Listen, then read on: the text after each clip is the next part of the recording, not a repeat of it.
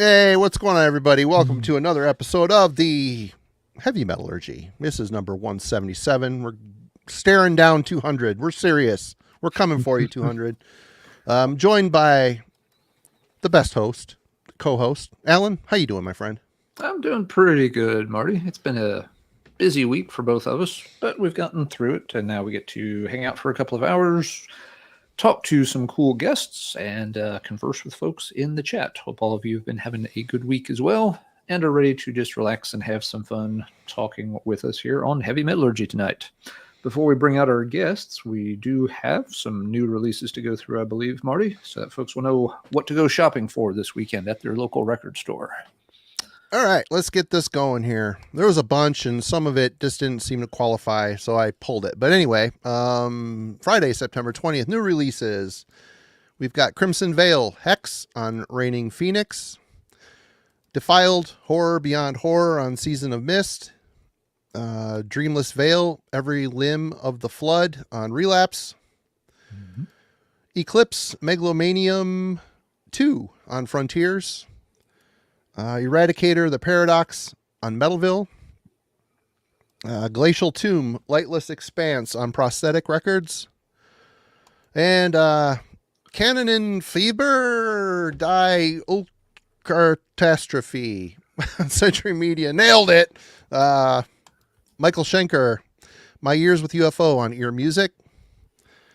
Mork, Civ on Peaceville. I was supposed to review that for Heavy Metallurgy. Haven't got around to it. Sorry.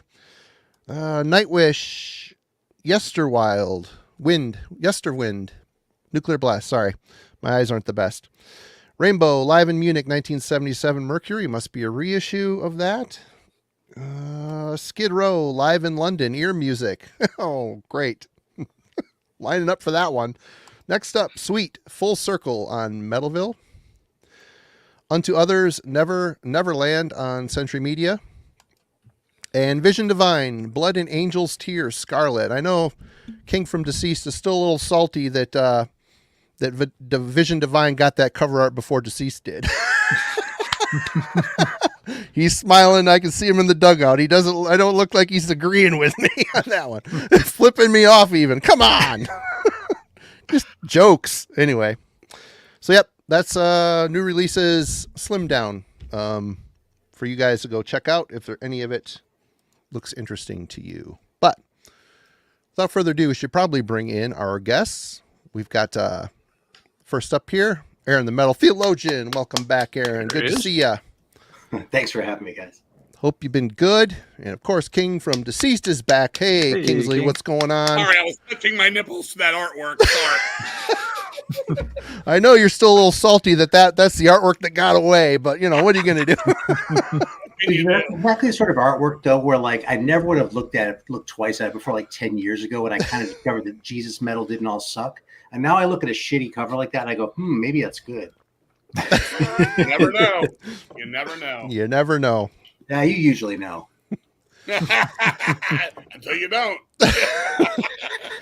Well, guys, thank you for joining us again, as always. And it's an easier topic tonight. We don't have to go into strip mine any long catalogs. We don't have to do any of that. Just show what we've been playing. But before we do that, we're going to start with Aaron here and see what's been going on. What's been going on in the Metal Theologian's world?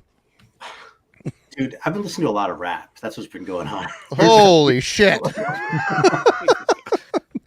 And I kind of think this might be adjusting the empty nest syndrome because my younger kid is pretty into it. He likes some good shit too. So he put me on to Czarface. And so there's a part of me every time I'm listening to these records, I'm like, am I actually into this or am I just coping? But I think I actually really like it. So yeah, Coltrane went away to college. Cheers to Coltrane.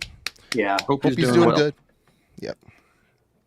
So dad is left to his own devices. Yeah, I'm very proud of both his kids. So, Yeah. All right. Well, good to see you as always. King, congratulations on Children of the Morgue. It's out on Hell's Headbangers, and CD's out now. Vinyl's coming. I don't have a copy yet because I'm waiting for the vinyl, but great album. And how's it been doing? Well, thank you, Marty. Thank you. Good night. I mean, it's not as good as an album cover with dead children on it can do, you know. Well, you know, you had to go second best because the first was already taken. I was saying in the dugout a little while ago before we came on the air, you know, you were talking about how much you enjoyed it, and we all appreciate that, and thank you guys, everything as far as that goes in the support. And you were on a couple weeks ago. We're just, you know, I'm ready to go on to the next thing. It's great that it's out and about, and I'm happy to hear it and recorded and all that. I'm just always looking for the next thing. Everybody in the band is pleased. You know, it was Amos's first thing on drums. It was great. Oh, there's drums and bass on the album? Oh, I'm sorry. I didn't notice. King remembered to shout them out. We know. Yeah, we knew that. But, sorry, Les. Sorry, Amos. It wasn't personal. Seriously. You did a fine job. And Les playing more bass lines. I mean, I thought I was having my second stroke in the thing when I heard bass, you know, fucking bass fills on the shit. But fucking we're really happy. We're really happy and proud. And like I was saying, you know, one guy's like, oh, they're better than Maiden in their prime. And the other guy's like, Deceased sucks. They've always sucks. Go away, Grandpa. We don't give a fuck if you like it or don't like it, whatever. We're happy as a band. We just do what we do. And anybody that enjoys it or otherwise, it's just bonus. So it's on to the next thing. And it's doing really good right now. Hell's Headbangers is real happy. And as you were saying about the vinyl, it'll be out around Halloween, double gatefold vinyl. Awesome. Any tours you want to shout out before we jump into anything? There's a bunch of tours coming. I talk about the one coming up. We're gonna talk more about it. We're gonna announce it Monday. But there's some East Coast shows coming up. Like a 10-day run in December, which we'll be talking about more on Monday. But there's a few next year that we won't get into yet. But there's some pretty neat, cool stuff coming. As far as that goes, it's all this behind the scenes, wait till it's official kind of shit. It's not like I'm trying to be fucking Rod Serling here and fucking leave you in the fucking, you know, in the corner of the fucking room. But we are playing Hawaii 2 weeks from tomorrow at the fucking volcanic metal strike thing over there. That's going to be pretty fucking neat. That's going to be neat. Zoom, Verbal Abuse, The Accused. There's more bands, but it'll be neat to go over there. Never been over there. We'll go over there and, you know, have some fun and do a little hula dancing and come on back to over here to this side of the world and go from there. Awesome. No, wow, Hawaii. That's a long ride, isn't it? It's 4 hours for us from Pennsylvania. It's 4 hours to Denver, and then it's 7 hours from there to Hawaii. So 11 hours, 2 planes. That's not too bad, I guess. No. Nah. Yeah, we've done a couple Germanys and all that kind of shit. And, you know, it's like 12, 13. So it's about that same thing. Okay. Right on. Well, it's good to have you back. And Alan, what's been going on with you? How you doing, my friend? Doing all right. Not a whole lot to report. Just busy with work. Busy working through a lot of cool underground old metal that someone sent me a box of CDRs. So we'll talk more about that in the future once I get through some more of it. But a lot of neat and interesting stuff. But it's kept my playlist very full as we kind of try to transition into fall here a little bit, getting back into the soccer league time for the little guy and all that kind of stuff. So do this tonight and be up bright and early tomorrow morning to go watch 10-year-olds slip around in the grass. Soccer, Alan, what's he playing soccer? What position? It's just church, so they just rotate around. Okay. Yeah, they all get a turn to be goalie. I was a soccer head from 5 till 13. I actually could have gone semi-pro. I got asked to go to Germany when I was 13, but I chose sluts, drugs, and fucking heavy metal instead. Now they just ask him to go to Hawaii. Yeah, they're like, go to Hawaii. Man. Now they just want to kick you in the balls instead of having you kick the balls. On the team when I was, 100 years ago. Yep. I think unless I skipped a week, Let's Talk Metal, of course, is Alan's channel. I think he had a special on the House of Lords this past Tuesday. House of Lords this week, and next week we'll be doing the 1970s speed metal songs that folks have been asking for. So it's already, I think it's in the can. I got to upload it, but everything's done on it. So, yep, it was kind of a fun list to put together. Awesome. Well, just a little touch up for me. I've got 6 reviews in the queue from people. Alan's been on a tear. He's done 4. Mike Seatown did a Atlanta metal comp, and Ben did a review for Nancy Pazuzu. I don't know if that's how you say that. So there's stuff coming. I've just been eating a shit sandwich this week. So I'm haven't had much time for extracurricular editing. Hey, That's Marty, coming though. You know what Yeah. tastes better than a shit sandwich? What's A that? burrito. Where is my burrito? Yeah. I Whatever. ordered That's 4 coming. burritos. I'm not even looking at my email. I'm sure there's people bitching. So if you ordered a shirt from Bindroom Recordings or for Heavy Metallurgy shirts, my dryer died. My t-shirt dryer died, and I've been very busy and on Plan B. So not Plan B, the morning after thing, but the Plan B curing shirts the old school way. So things are going really slow. Your stuff is coming. Just be patient. That's all I you ask. basically are waiting for replacement parts to get shipped at this point. It's been 2 weeks. I'm waiting for a replacement part, and they're taking their sweet time. Anyway, that's not important. But what we're here to talk about is what we've been spinning. We're going to start off with Aaron the Metal Theologian. All right, well, let's just get this out of the way then, since I got some positive feedback in the chat there too. Right here, man. Fucking Czarface. I asked, I was listening to this with my kid, right? Like he'd come in the living room to play video games, and we take turns picking music. And one thing I noticed about the Czarface record, it seemed like everyone that would start with some sort of chant where they're like Czar. It'd be like a different video, but they like talked about their own name a lot, and they have all these fucking titles like Zarticus and shit like that are just hilarious to me. Escape from Zarkham Asylum. I just couldn't resist that shit, right? So eventually I was like, something, I need to get some of my own Czarface. And what's the first one I should get? And this was the one he recommended. And I just listened to this yesterday, and it was a damn good choice. So if you're not interested in rap at all, or like anything like hip-hop-ish, this is not going to convert you. But if you are interested in it, or just looking for something cool to check out along these lines, every hero needs a villain, man. Cool album cover. Yeah, exactly. The cover art's pretty much worth the price of the album already. All right. Kingsley, what have you been listening to? We'll just do one at a time. We'll go around robin. I don't know what show and tell, so I'm just going to tell more than I'm going to show. I've been listening to this album here. I've been listening to a lot of Venom, man, this week. A lot of fucking Venom. I went back and really been blasting black metal, Welcome to Hell, and Warhead EP, which is my favorite.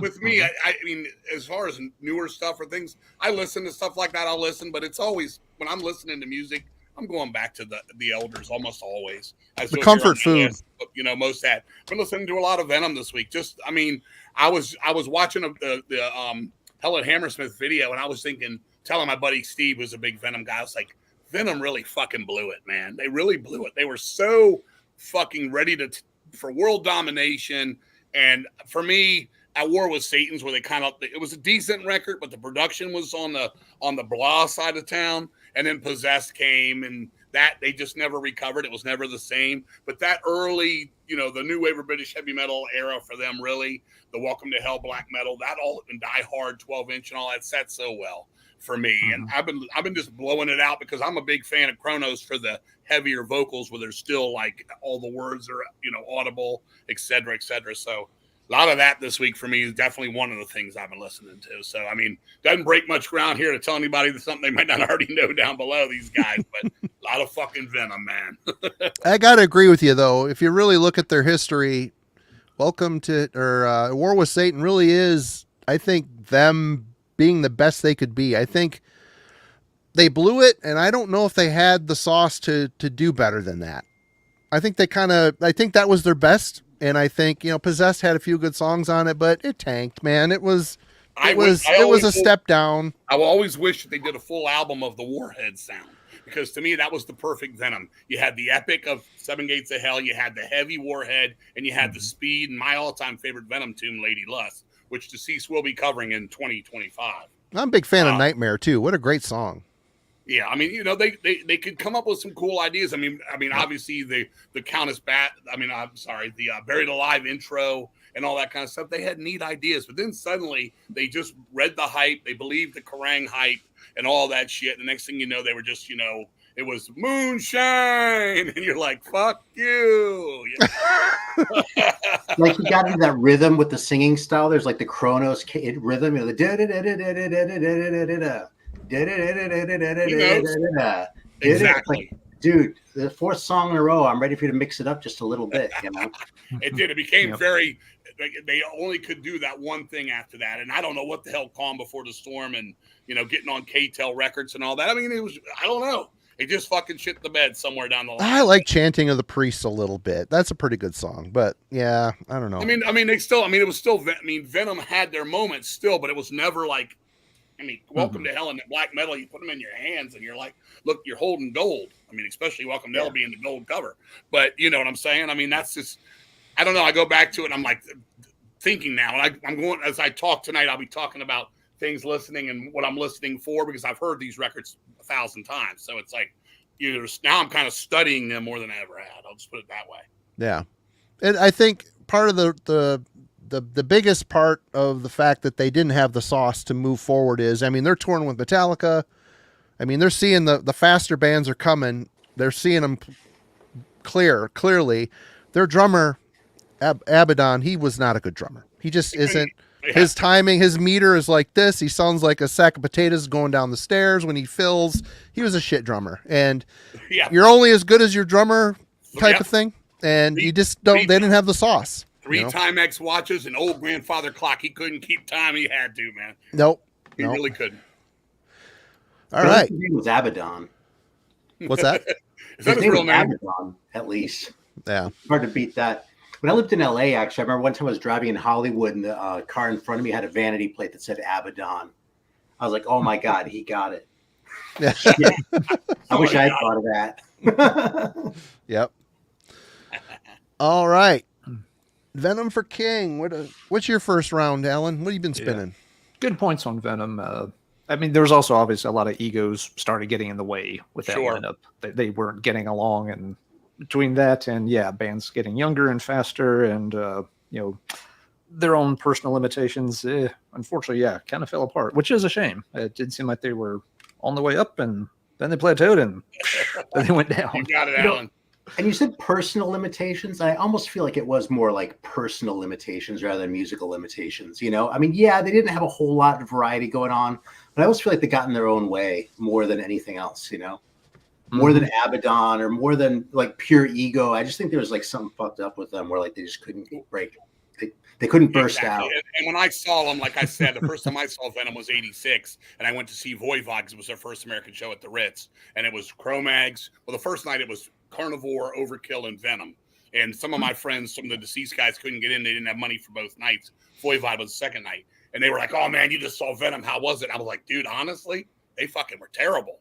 And they're like, what? And I was like, yeah, Mantis came out in this karate suit, and the shit was slow, and they're playing, and it's too loud for the crowd and all this shit. Well, he did that on that Live in '85. He come on that black karate suit like he was a freaking ninja, Right, but then the second night, when like you were just saying, these bands are seeing them pass them by. The second night, it was Voivod was first, who was Unreal, which I was there for. Cro-Mags were second, and then Venom comes out, and all of a sudden they've changed their set list. They're playing faster. They're like they realized literally within that 24-hour period that fucking straight up that, man, we're getting fucking lapped here by these fucking new bands. And they were a little bit better, but they were tons down. And for a band that I read about all those years in Kerrang, like Venom, will blow your fucking head off. And they had bombs in Jersey and blew stages up, big fucking deal. If you don't have the music to go with it, then you don't have the whole package.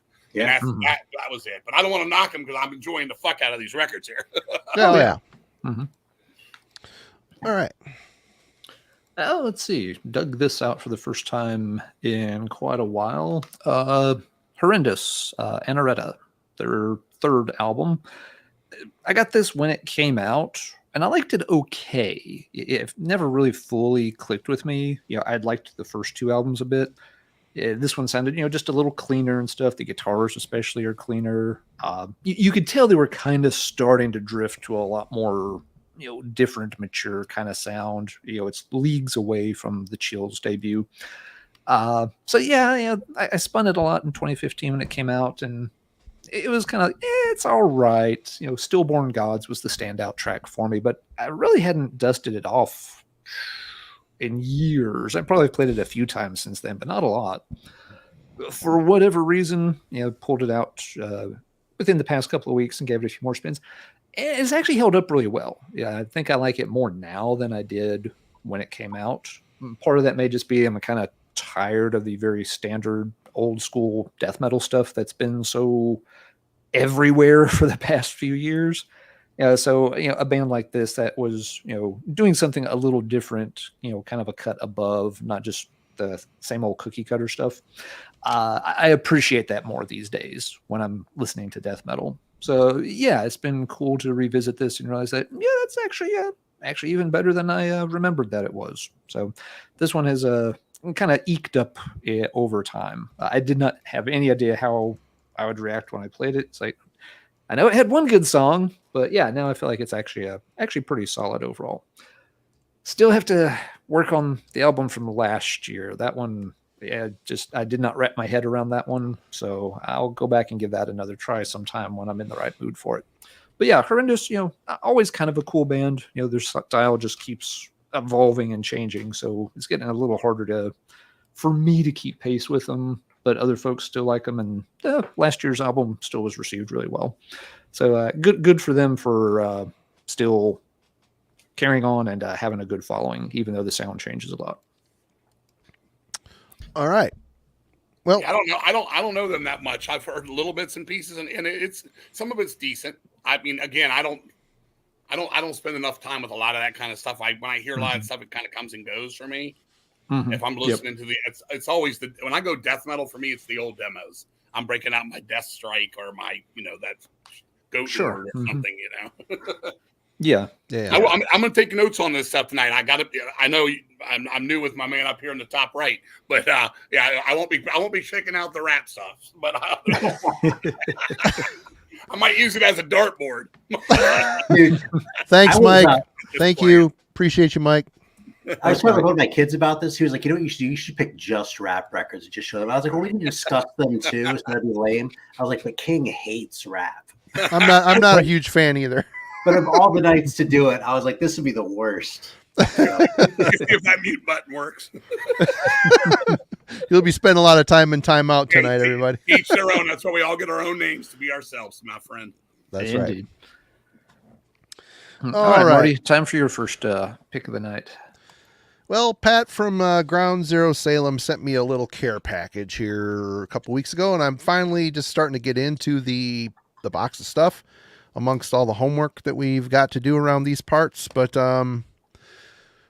Dread Sovereign, this is Alchemical Warfare. So who is this? This is Alan from, is that his name? Hey, thanks, Ian. Alan from Primordial's side band. First time I listened to it was today, and we were talking about Venom. I thought I'd put it at the beginning of the stack because the song track 7, Devil's Bane, it started off, I thought it was Don't Burn the Witch. I'm like, oh, this is a cover. Then the lyrics kick in. I'm like, this isn't Don't Burn the Witch. And then they close it out with You Don't Move Me, I Don't Give a Fuck cover from Bathory. So this is where the mindset of this band is, but it's tempered with this stoner doom kind of guitar sound, really thick and fuzzy and a little down-tuned. Lyrics are a little bit blasphemous. Alan's singing, of course, and playing bass on this. Well, Nemthianga is his evil name, but Alan was Averill. Is that his name? Alan? Like Averill, I think. Averill, yeah. Yeah, that's what's on his driver's license. Right. But, this isn't something I'm going to listen to a lot. But it was decent. It's got an old school, you could tell that they're old farts. They kind of come from the Venom. There's a lot of Venom heaviness, and it's a weird kind of punkish metal vibe mixed with a stoner doom vibe. It's a weird. I'm like, listen to it. I'm like, I don't know what to make of this. I don't hate it. I don't love it, but it was a good first listen. Interesting. I like the guy's voice. He does some different stuff. He doesn't sound like everybody else. So that right away is the interesting. He's not singing as soulful as he does in Primordial, but he's just. It's interesting. Check it out. Dead Sovereign. Yeah. It's not bad. It's not bad. He's got a couple of side projects in different styles. He did the Verminous Serpent album last year, and that was more like a kind of blackened death metal style, which, again, he did vocals kind of different for that project, too. So, he's definitely trying out some different things these days, which is cool. Yep. All right. Aaron, you're back. All right, so here's my peace offering for King. Because Yeah, we don't need, yeah, let's see another piece. this is an absolutely fantastic record, and people don't talk about it enough. Yeah, I know that record. I put it out. There's the old metal logo. That's it. You're on it, my friend. This record, though, I'm telling you, I don't know why these guys. Well, I mean, this was probably a little bit late for this style, I guess, because this is like 88, 89, 90, somewhere in there, wasn't it? Yeah. This record is fantastic, though. I mean, first of all, that cover, right? Like, it lives up to that. It does. Okay. And the back looks a little bit primitive, which is also a plus as far as I'm concerned. Yeah, I went for the old Metal Blade EP look, like the old Armored Saint, Grace look. Well, I'll tell you, you're doing the Lord's work here because this record is so good. The songs are awesome. It has a great gallop. You know what I mean? Yeah. It's funny. It's a little bit. It kind of has that sort of epic thing going on, but it's not like full blown epic. Like it's epic by guys who have to try a little bit harder to make it epic. You know what I mean? And that feeling comes through, and I think that makes it that's really sort of magical. That extra bit of effort, that extra push you can kind of hear in these songs, Positively their best 4 songs to me. The rest of their material is good, but this record, the way it's those songs are right on the money, man. I just take it out of that thing so you can actually see it with a little less glare, but yeah, fantastic fucking record, man. So I actually bought cool you had that. That was out of print quick, man. When I made those, it was a pain in the ass because CDs were just starting to come in. They were really hot and it was hard to get pressed. I actually sent that to where the new Deceased and a lot of stuff that TGZ over there in Czech Republic was made. And I'm on the phone and I talk too fast and I mumble and these people don't speak a word of English, but somehow we got that out of it. No, I've had this for a good 20 years, man. So. Awesome. And I've been loving it. Every time I pull it out, did you order it for me in the day? Did you write my house or no? I don't remember. I didn't write. I got it online somewhere. Okay, that's fine. That's cool you have that, man. Yeah. That is okay. We're buddies again. All right, King. What's your next round here? All right. I'm just telling you, man. I'm just looking at the shit. I was cranking the shit out of some Heavy Metal Heroes fucking record, man. Some new wave of British heavy metal. I've been doing a lot of 7-inches of that stuff. I've been listening to Persian Risk. I've been listening to Raven Don't Need Your Money. All these classic 7-inches, which I think one of the most underrated ones is Exposure. Rock Japan. I love that tune. Oh, dude, totally. But Heavy Metal Heroes, I've been listening to a lot. I'm a big fan of compilation records just as a kid because you got 8, 10, 12 bands on a record. You get to hear all these new styles. And, of course, most of that would be the Metal Massacre series where, as a kid, I'm hearing fucking Surth Ungol and Slayer and all that shit for the first time as a kid. But the Heavy Metal Heroes record for me is especially cool because to me it has the coolest Grim Reaper song, The Reaper, which obviously is hell yeah, one of the heaviest guitar riffs ever. I know they redid it, but it was never the same. I've been just playing the shit out of that, and it's kind of like I'm in this as a kid, thinking back to when I bought this. I literally took a bus, went across the bridge in Roslyn to Georgetown, went in this little store. It was called Orpheus Books, and they had no metal, but they had a little box underneath in this corner. And I literally walked out that day with that Heavy Metal Heroes record and the Paradox Plan of Attack, which everybody's looking for now. I got that for $1.99. I got the Jag Panzer EP in there for $3.99.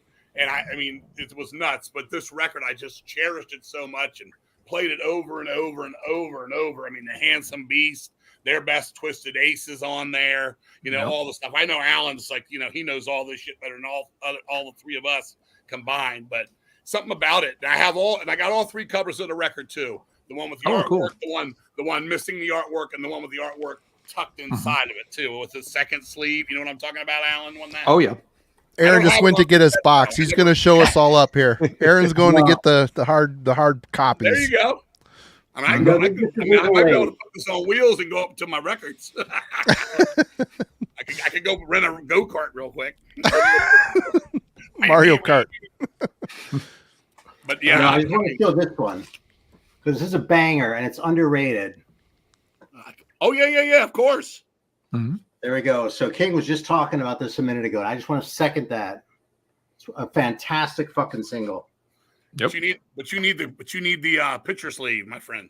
Does this ever have a picture sleeve? Oh yeah. Yep. Alan knows. Oh yeah, it did, didn't the There two is a song version, version yep. had a picture sleeve, right? That's a great song though. I love that. Rock Japan. Yep. Very catchy, very fast. Good track. So I've been listening to a lot of that too. It's going to be all this. It's going to be me just moments in time, and that's like when we get on our subject, like we'll use our Metallica thing every time. Everybody knows that's listening or watching this that I never was a fan, but I don't want to knock nobody's past. And growing up, that was a special time for everybody, you know. And this is me. I was literally, I guess I was probably 12 and a half years old when I got that record, and I was just so blown away. So this week going back, my wife loves new wave of British heavy metal too because it's got a lot of. She's a classic rock girl. It's got a lot of classic rock still coming out of that to the heavy metal 80s. Oh, yeah. You know what I'm saying? So we're sitting there jamming that. And she's like, I love this Calling for You, Persian Risk, which isn't on that record, but just those fucking tunes. So that's another one of the things I'm listening to. And anybody that doesn't go back and dig deeper into those new wave of British heavy metal wells, that's a treasure trove for people to find all that stuff, you know, whether it be all those Japanese bootleg CDs for years that had all those demo tracks and stuff deep. I know those are hard to come by, but it's got to be floating around at least YouTube or something. Yep. Yeah, a lot of it's on YouTube. The world to me. And that Grim Reaper, the Reaper is one of the coolest songs ever made, man. It's just so fucking heavy for the time. Mm-hmm.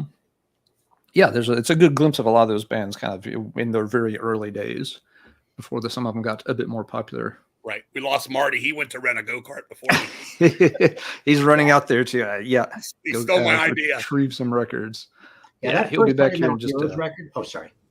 No, it's fine. Yeah, Mario will be back here. He's rebooting real quick. My computer just turned off. I don't know what that means. That's probably the next thing to go tits up. That'd be great. Anyway. That first Heavy Metal Heroes record, though, when people ask me to recommend a new wave of British heavy metal album to them, that's the one I suggest. They're like, oh, what about like an LP by a band? I'm like, no, this fucking comp is what you really need. Because first of all, these guys, it was a singles game anyway, right? Right. For the most part. But like, as far as if you want to get a sense of what the thing was about, that tells you more than any other single LP. I mean, there was so many cool bands that just lost. I mean, Witchfinder General's floating on the backside of that one, and Buffalo, and just things like that. I mean, all of it. I mean, and even bands that weren't like great, like the Handsome Beast or like Bitches Sin. You know what I mean? I'm not that big a fan, but on that fucking record, they delivered, man. Like every song is. I know those songs are catchy. Dragster, do it from Dragster. Yeah, well, I love Dragster anyway. So there's a creeper for that. Hey, hey, look. This is a Friday night for me. Like I told them earlier, I got Saturday Night Fever on a Friday, baby. All right. Alan, you're up next. Unless I missed hold something. on, I forgot to show the record. Okay. Go ahead. AI will add it later. That'll be what that's next in the StreamYard thing. And I'll fart in your mom's face. All right. All right. Well, Jack in the chat already spotted what had up next. Some Swedish early metal with the first Overdrive album, Metal Attack. We've been talking new wave of British heavy metal. You know, Sweden had a lot of small kind of underground bands in the early 80s too. That scene's never gotten as much attention. There's a few names that, pop up from it, like Mercy, and Overdrive is one that's pretty well recognized also. They had 2 albums come out back in the day. This is the first of the 2.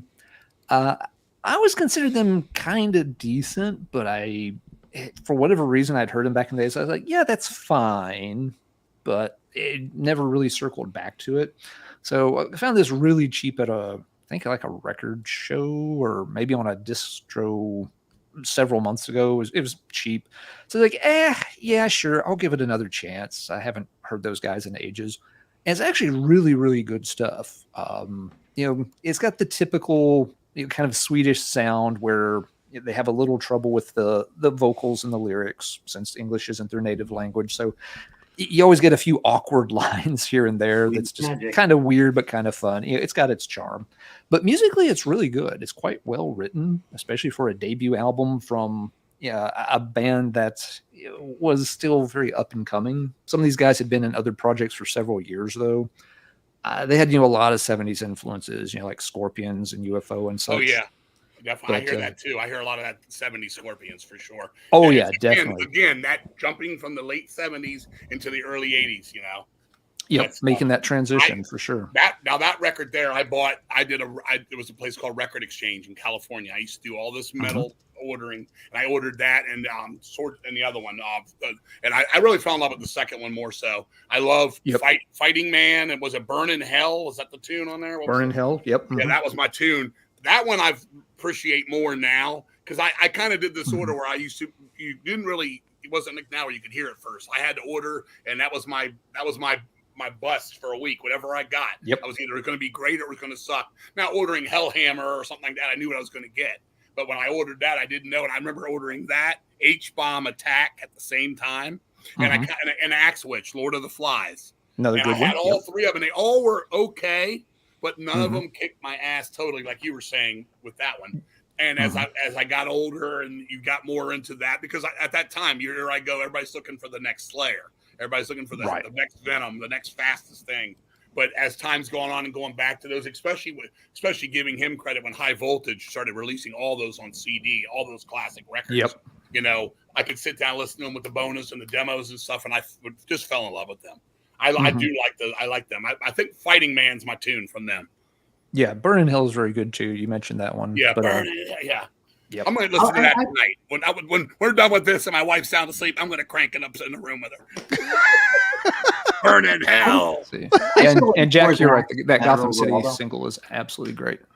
Do you like that one or Swords and Axes more, though, Alan? Because I've always gravitated to the second one, too. A lot of people in the chat are saying the same thing. But I think most people do gravitate to Swords and Axes. I haven't heard that one in ages either. So I would say Swords and Axes. I need to go back and revisit that one now. I this one more than I did as a youngster. Very few of those bands of that style, like I'll use Ostrogoth or even like a Cutty Sark, those kicked my ass instantly. There was at least one, or like Jam to the Ramp or Die Tonight from Cutty Sark would kick my ass out of the gate. And Ostrogoth, just Full Moon's Eyes or Queen of Desire. Yep. I loved them. But this one here, they didn't really have the hit, or at least the catchy choruses all the way through. You had to get into it. Another one like that was EF Band for me, was another one.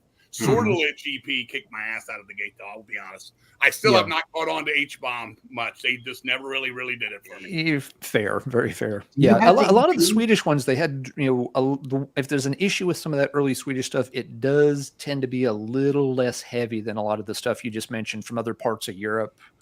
And especially compared to the Slayers and stuff that were starting to come out. Right. And that may be part of the reason that early Swedish never got over. I remember buying Warhead Speedway. And they had, and that song Attack of the Shark. And that was like, you finally heard some double bass and it was moving. But then out of the blue, and this was one of my first records, I'm trying to sidetrack you, but I used to steal my buddy's moped and we'd drive down to Georgetown on it and buy something. And I remember getting Heavy Metal Maniac from Exciter, which we all know was kick-ass from the get-go. But I saw this record and it was Acid, the first Acid record. And I'm like, this has got to be good. And I took it home and it was just double bass all the way through the fucking record. And I was like, this is what I'm looking for. So when I see all these names, goddamn Axe Witch, that's got to sound like, Show No Mercy. And you get it. And I'm like, this sounds like Blizzard of Oz Ozzy. I was like, it's fucking weird. But they're all unique. Another one was Proud, Fire Breaks the Dawn. That's a great album. Yep. That was another one that, I literally put that out on Old Metal years later. But another one, you had to spend time with it, man. Just lots of those records. I'll talk more about it when we're going to something else I did. But yeah, I mean, that's cool as shit that you're going back there, because I know you love that stuff. And I think a lot of those records need to be found more so than these people online that Google it and all of a sudden they're like, I'm a big fan of that. And you ask them to name one song, they don't know what you're talking about. Yeah. You're like, Burn in Hell. He's like, no, not Twisted Sister. I'm talking about Overdrive here, Know your patches. I'm not going to do this all night, but that Old Metal release is why I bought that Proud record. I bought it on record, but I was like, well, there's all this other good shit on Old Metal, so I should probably check that Proud one out. And if you don't know, Old Metal's still going too. I've done 4 CDs in the last year. Right on. I don't really buy CDs later. It's when it's my turn to talk instead of talking over everybody like I always do. You're a real fucking asshole. Yeah. Proud is one that was a blind buy for me. I just saw it on a mail order list. And it's just like, that's a really kick-ass album title. I'm going to take a chance on that. And I was always glad I did. It's really good album. Sounds like right up your alley, Alan. That just reminds you of something you'd love. Oh yeah, all that stuff. Echoes of the past and stuff. Yeah, It goes great stuff. on. Of the past. They should have done a Yep. big tour with Gotham City back in the day. That would have worked. Yep. Mm-hmm. Am I going insane? I was. So is there an old metal website, or does people have to send smoke signals or a carrier Smoke pigeon? signals, baby. look up the word old, okay? We barely got electricity when we press those things, man. It goes really fast. I mean, I did a few CDs that just have never been out lately. I did the Samhain Vibrations of Doom. That never was out on CD, and people, were talking about that. I did the Wiz album, talking about one album guys, things. I did Sniper from Japan. They did it 2 albums, and I talked to one of their ex-managers. The band hates each other. That's why it never came out. And so he just like, yeah, man, here's the stuff. I have it all. And I just said, well, I should talk to somebody. And he's like, they don't care. They hate each other's guts. Nobody fucking cares. So we put it out. I was like, fuck it. Somebody wants to hear this. So there's other stuff. Keen Hugh. I put out Keen Hugh on CD, blah, blah, blah. People are like, what the fuck is he saying? Is he chewing gum while he's talking? Keen Hugh. Spell it. Anyway, so really all my CDs. It's still going. I'm working on some pretty big shit right now. I won't say what, but I got some unique, neat ideas of some shit that's never come out. So I got rid of almost all my CDs a long time ago, but one I still have is my old metal version of the Sorcery album, Stunt Rock. That yeah. Quick story on that. Just if nobody cares, real quick. We did a CDR of it for shits and giggles, and it ended up in Perry from Sorcery's hands, and he got in touch with this guy that was helping me out at the time, and then the guy put me in touch with Perry. So I started talking to Perry. He's like, that's so cool because nobody gave a shit. We missed the boat. We were on Geffen. The day they were going to sign us, they said, sorry, we're signing Quarter Flash. They signed Quarter Flash instead, which I told him, I love you, Sorcery, but I'm a big Quarter Flash guy, so tough shit, Perry. But I said, I'll put it out if you'll let me. And he was like, let's get it out. So we put out Stunt Rock. And then they had all this other material like Rocktober Blood and all the, the soundtrack and stuff. He's like, dude, I wouldn't touch this with a 10-foot pole. It's mafia related. And they'll come to your house and, they'll blow you up or put fish in your bed when you're sleeping or something, So I didn't do that. I see Ryan there talking about the first release Earth on Gold 7-inch. But, yeah, so I became best friends with Perry, and he told me the whole story, how Gene Simmons tried to buy some of their magic acts for a Kiss, how they used to, Van Halen would open for them, back in the day. And then, rest in peace to Perry. He's a great guy. He literally gave me the master reel. I have it of Stunt Rock. He gave me all his promo posters for the movies. I have them all, the European ones, everything. He gave me all the stills from the movie. He gave me one of the Time Life magazines at the end of the movie, one of the props from the thing. I have all this in my possession. I was like, dude, you got to keep this for you. He's like, dude, I'm not going to be around forever. I'm like, well, nobody is, but I mean, still, it's your shit. And then the cream of the crop was he gave me the Living on the Run 7-inch. It was a 50 copy promo only 7-inch they made for jukeboxes on the West Coast. He's like, here it is. I've seen that thing. I don't think it's been on Discog in like 8 years, but I'm holding on to it because I love the guy and I miss the guy. But that thing, thousands and thousands and thousands of dollars for this thing, man. And people always ask, you want to sell that? I'm like, nope, never want to sell it. But it was cool. And some of those old metal things are like that. Like we just put them out. We didn't have permission early on. Some of them literally. And then you become friends with some of the guys. Sound Barrier were pissed as shit when I did their Total Control. But then I talked to him, sent him 200 copies. I was like, all I wanted to do was know where you were. We were going to work this out, But I worked out so many deals. Blessed Death, Iron Angel, blah, blah, blah.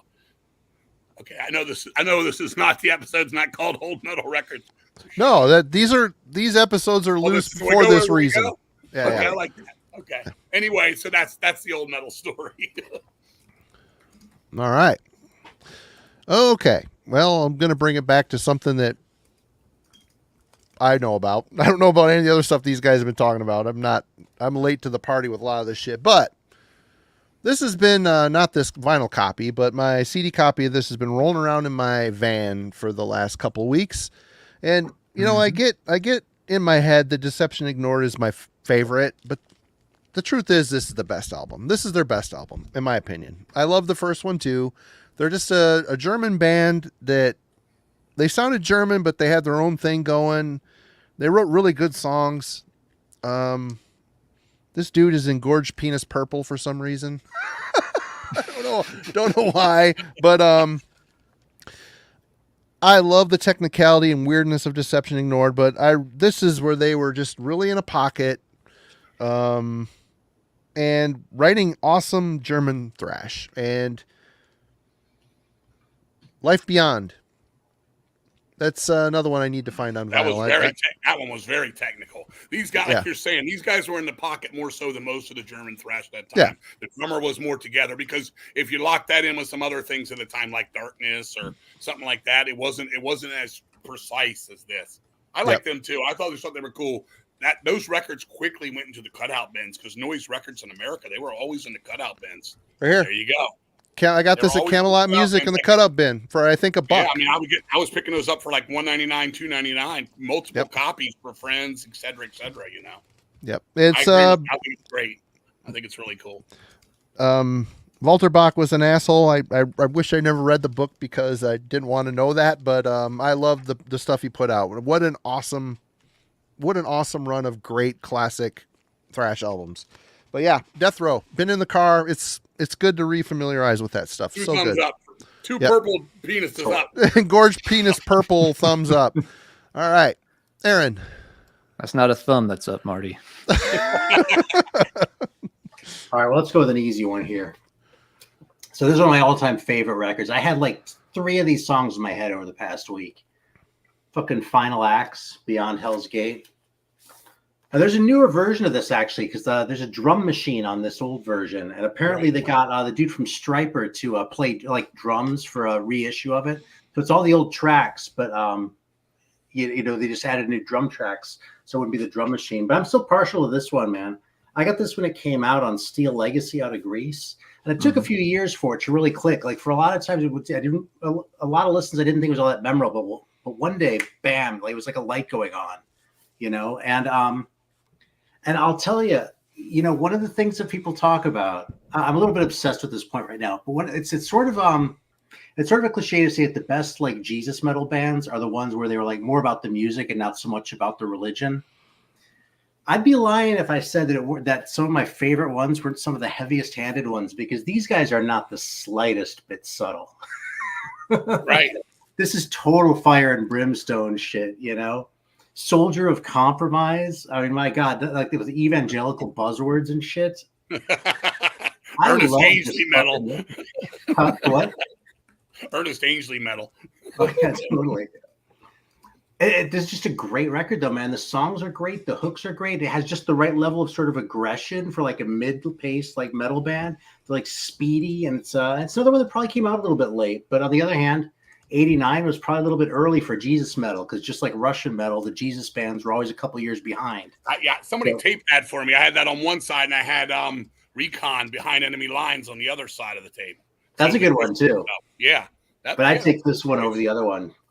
I love that cover too, man. Well, like Ryan was down here saying, did it come with 5 crayons to color it in? That's cool. I like that.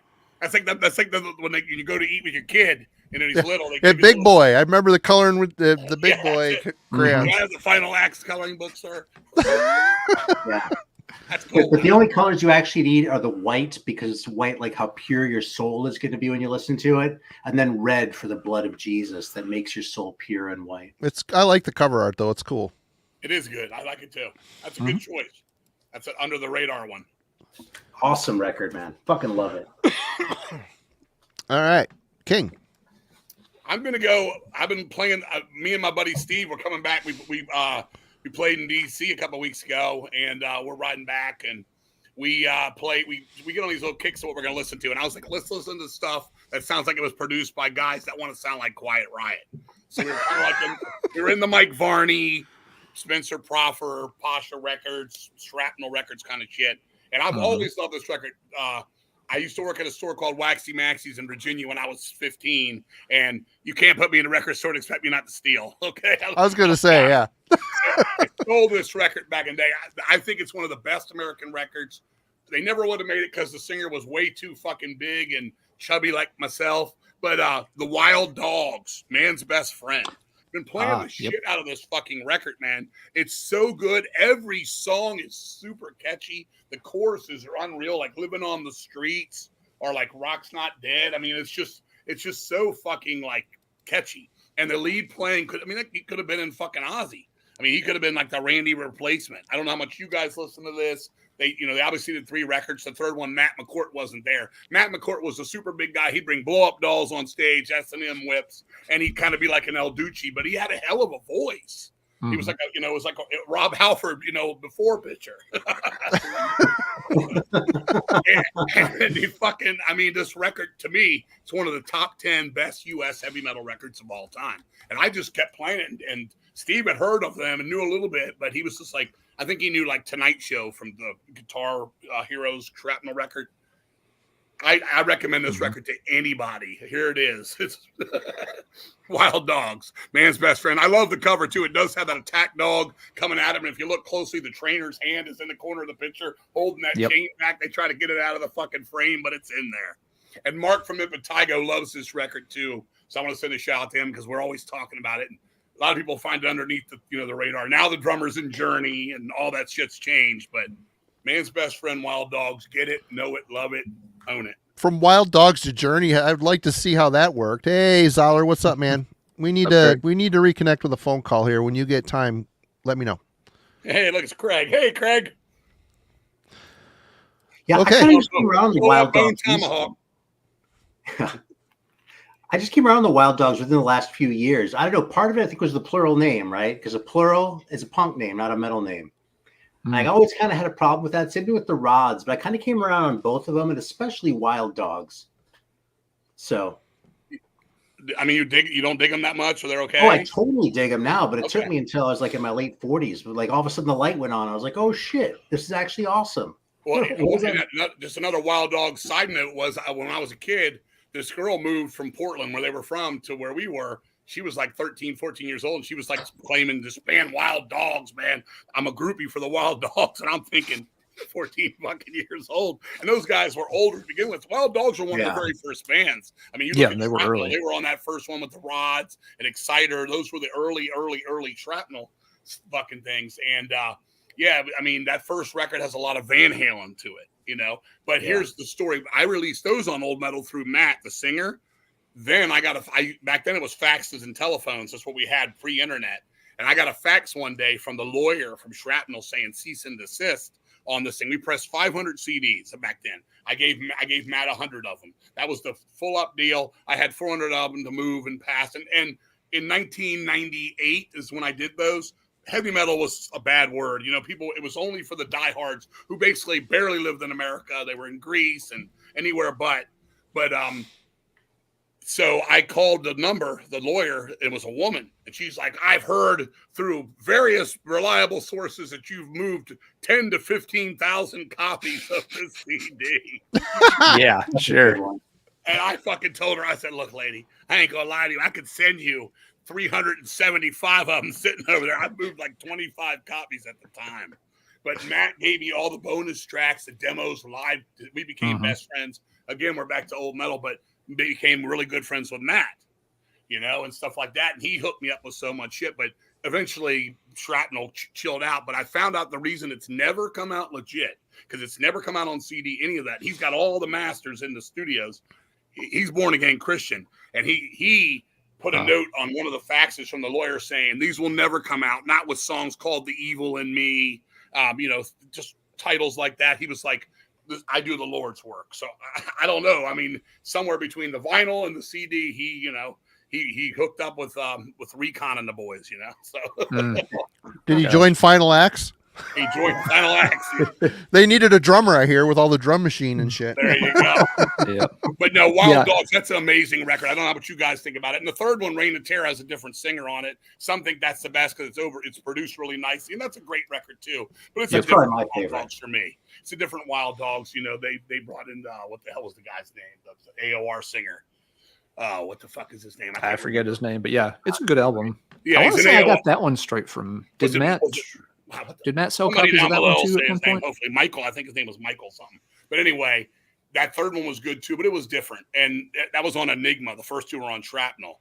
And when that came out, it was one of the first times you went to the CD store, us old folks, and those long boxes would sit there, like hundreds of them in the front of the, the Sam Goodies or the fucking whatever the stores were at the time. Mm-hmm. But get Man's Best Friends, for me, the best one. All right, Alan. Michael Furlong was the singer's name. Sorry. Okay. Furlong. Okay. Alan. All right. Let's see. I think Jay just mentioned this band in one of his comments, and it was like next one on the stack. Hadn't played this in forever. Iron Angels' second album, Winds of War. Again, most people go with Hellish Crossfire, which is fine. This one's maybe a little cleaner, a little more melodic. The first one sounds closer to like early Running Wild, but I always liked this one as well. Just hadn't played it in a small eternity. Sea of Flames is one of those songs that always stood out to me. I still remember that one, even though I hadn't played it in probably a decade. But yeah, it's very much in that kind of early mid 80s German style. There's a dose of Accept in there. They sound a bit, Stormwind. Lots of bands were doing that kind of thing because Accept was so popular. But they do it quite well. Again, this one's not maybe as raw or quite as heavy as Hellish Crossfire, but it's still a good album. It holds up on its own. But for some reason, it just doesn't get as much attention. It came out a little later. People had already moved on to thrash. This wasn't quite heavy enough for them, I suppose. But still a really good album, and it's one of those German bands that they get mentioned every now and then. But what was the Blackmore? Remember the Blackmore connection to that? No, I don't. Look at that record. I'm not going to say nothing. That'll be the homework tonight. There's a Okay. Richie Blackmore connection in there. Okay, no, I did not know Blackmore had a connection. And again, just to keep floating my own boat, that was also on Old Metal Records. Yes, it was. Yeah. Yes, man. For me, the first one smokes it. It smokes it. It's way faster. It's way more intense. The first the demos of Iron Angel, it's my favorite demo of all time is Iron Angel. Is it? Okay. And their drummer was so fast on the double bass. By the second album, they were going more like a lot of the German bands. You could say Gravedigger. We could sit here for 10 minutes and go down that list. They were just lightening up. The first one was smoking fast and, had all, wife. Yeah, it is. All that kind of shit on it. But I like it, again, as time goes on, going back to the overdrive thing, for me, it's cooler. Now when I was a kid, I didn't want to hear nothing but Restless and Wild. Now I'm like, all right, I like Balls to the Walls too, not as much as Restless and Wild, but I did too. Yes, I did put Rigor Mortis out on Old Metal. Yep. Yeah, I mean, I think sometimes too, we hear the one album so much that eventually it's like, yeah, that album's fine. I still like it. But now I kind of want to check out something else by the band. It's like, oh yeah, this other one's not so bad either. I just never gave it as much attention as, the good one, right, quote unquote. So that'll never happen with Jaguar this time ever. No, there are some sins that can't be forgiven and shouldn't be heard. Okay. All right, I Marty. like that choice, though. That was a good one. Thank you. Marty. Hey, one other thing about the first Iron Angel is you had that band photo on the back with the guy with the sunglasses like this. Yep. Yep. Going for the ultra cool look. That was another business transaction over the phone with them. What are you saying to me, sir? I'll put it out. I'll mail you a bunch of copies. Can we throw the demo on there? Because it's my favorite demo ever. Please, a little slower, please. I'm like your sucky ass, slow ass second album, bitch. Great guys. We were supposed to play with them in America. They came over, but we actually took another show before that one got finalized, and we didn't get to play. That breaks my heart. Because, again, my favorite demo of all time. All right. Well, is it you? It's me. I think. Marty. Yep. I finally broke into getting into this one. Iron Flame, Kingdom Torn Asunder, the latest from Iron Flame, friend of ours, Aaron. Yep. Aaron Andrew. And the cool thing about this LP is it comes with From Whence We Came, a 6-song covers album. Oh, nice. They cover Twisted Sister, Stay Hungry, Deja Vu by Maiden, Strange Wings by Sabotage, I'm Alive by Halloween, Leather Rebel by Judas Priest, and Skull Crusher by Overkill. And I gotta say, every single one of these covers is great. The production is great. Andrew's voice is spot on. I mean, he even kills the I'm Alive. The Kiska stuff. At the end, he pitches it down a little bit, but for the rest of it, he's right in the zone on it. And all these covers were good. My kid was down talking to me when I was listening to it earlier tonight with Leather Rebel. He's singing along with the song. I'm like, yes, perfect. But I really, really like the cover CD. They did this on the last album too, or was it the album before, Alan? Do you remember? Did you get it? I didn't get the vinyl, so You buy the vinyl and it come with the covers, and they're just, he does a great job on the covers. But the album itself is fun. I've never heard them. I'm going to play that one. I'm going to listen. I have not heard that. Yeah, it's American heavy metal. He doesn't like being called power metal because it really is more old school heavy metal than. Yeah. It strays towards power metal. I mean, it's got the big does. emphasis on the chorus, like you have in power, in a power metal band. But it straddles the line. You could call it. You could get away with either label. It's really good though. It's a very good album. Was there four? This is their fourth or fifth album? Fifth album. Yep. They've all been fun. 5. It's just a fun record. I mean, don't go into it expecting the wheel to be reimagined or reimagined. Nope. It's just good U.S. heavy metal. Dig it. Dig the new Iron. Somebody said they played at RPM fast as we just played that. Did they just play at this one? The person that's just said that, if they can see that. I mean, I didn't see them. We were up in Massachusetts, played a 3-day fest. We were only there for Friday.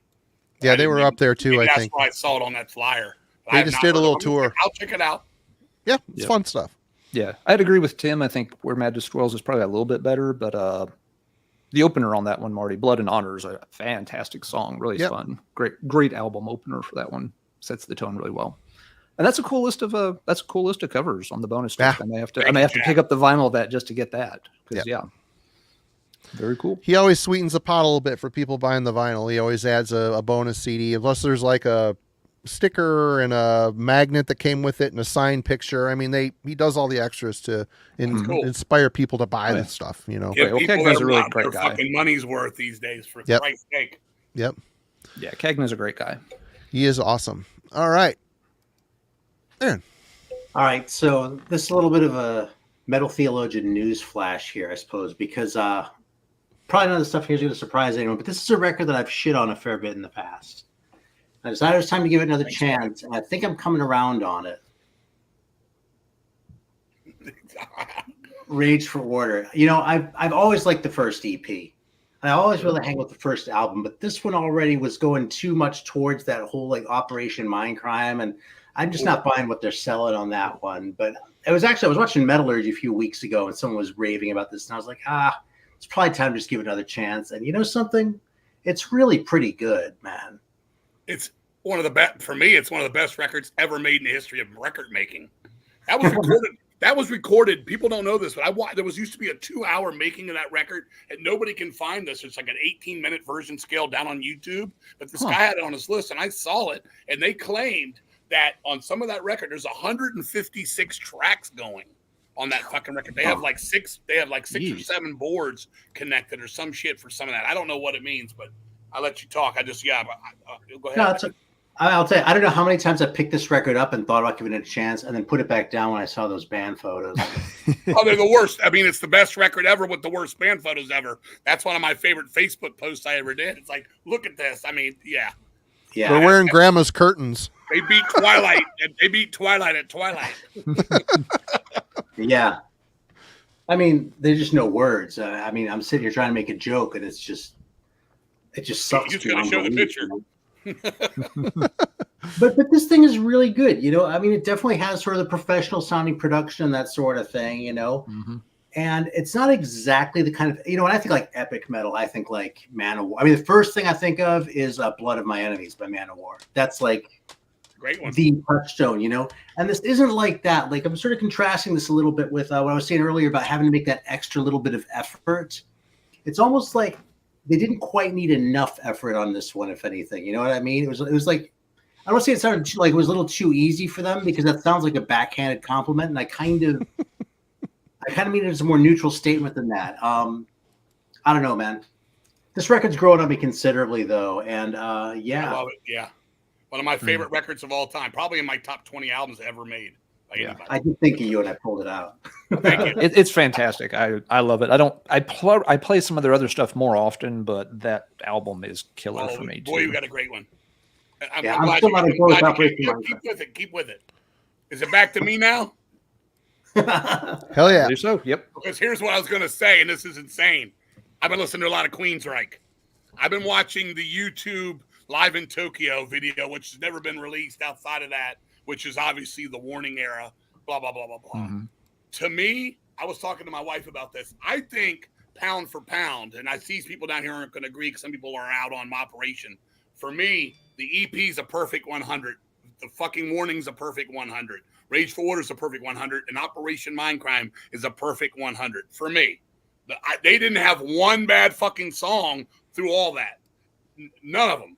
Even the songs like The Prophecy that weren't even on the record. And there was other songs that didn't make the record, demo songs later.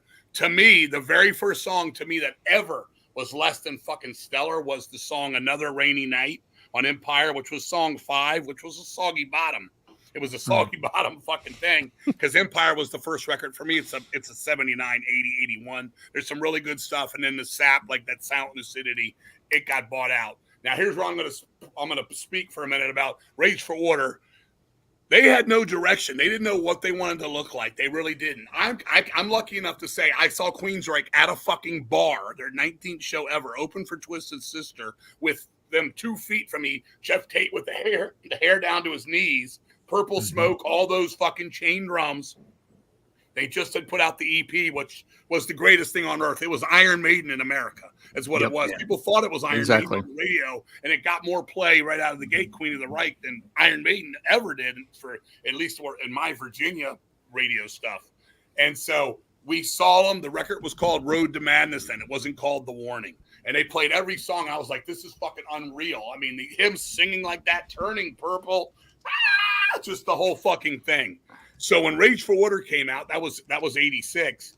They basically were at a time when everybody was the fastest thing Slayer. I used to have friends, and I talked about this one of these episodes ago, basically. And I said I was into Obsessed by Cruelty, Sodom, as much as as Rage for Order, and 7 Star Black Sabbath were my records of the year. And people were like, I can't believe you listen to that Rage for Order. Look how gay they look. Look how fucking they look gay. And I was like, I know, but listen to the fucking music. That's all that fucking matters. You know, it's like, listen to these fucking tunes. It's so ahead of its time. It's futuristic metal is what I was calling it, in a way that Voivod later did this with Killing Technology and stuff, where they took something that they were really good at and expanded on it.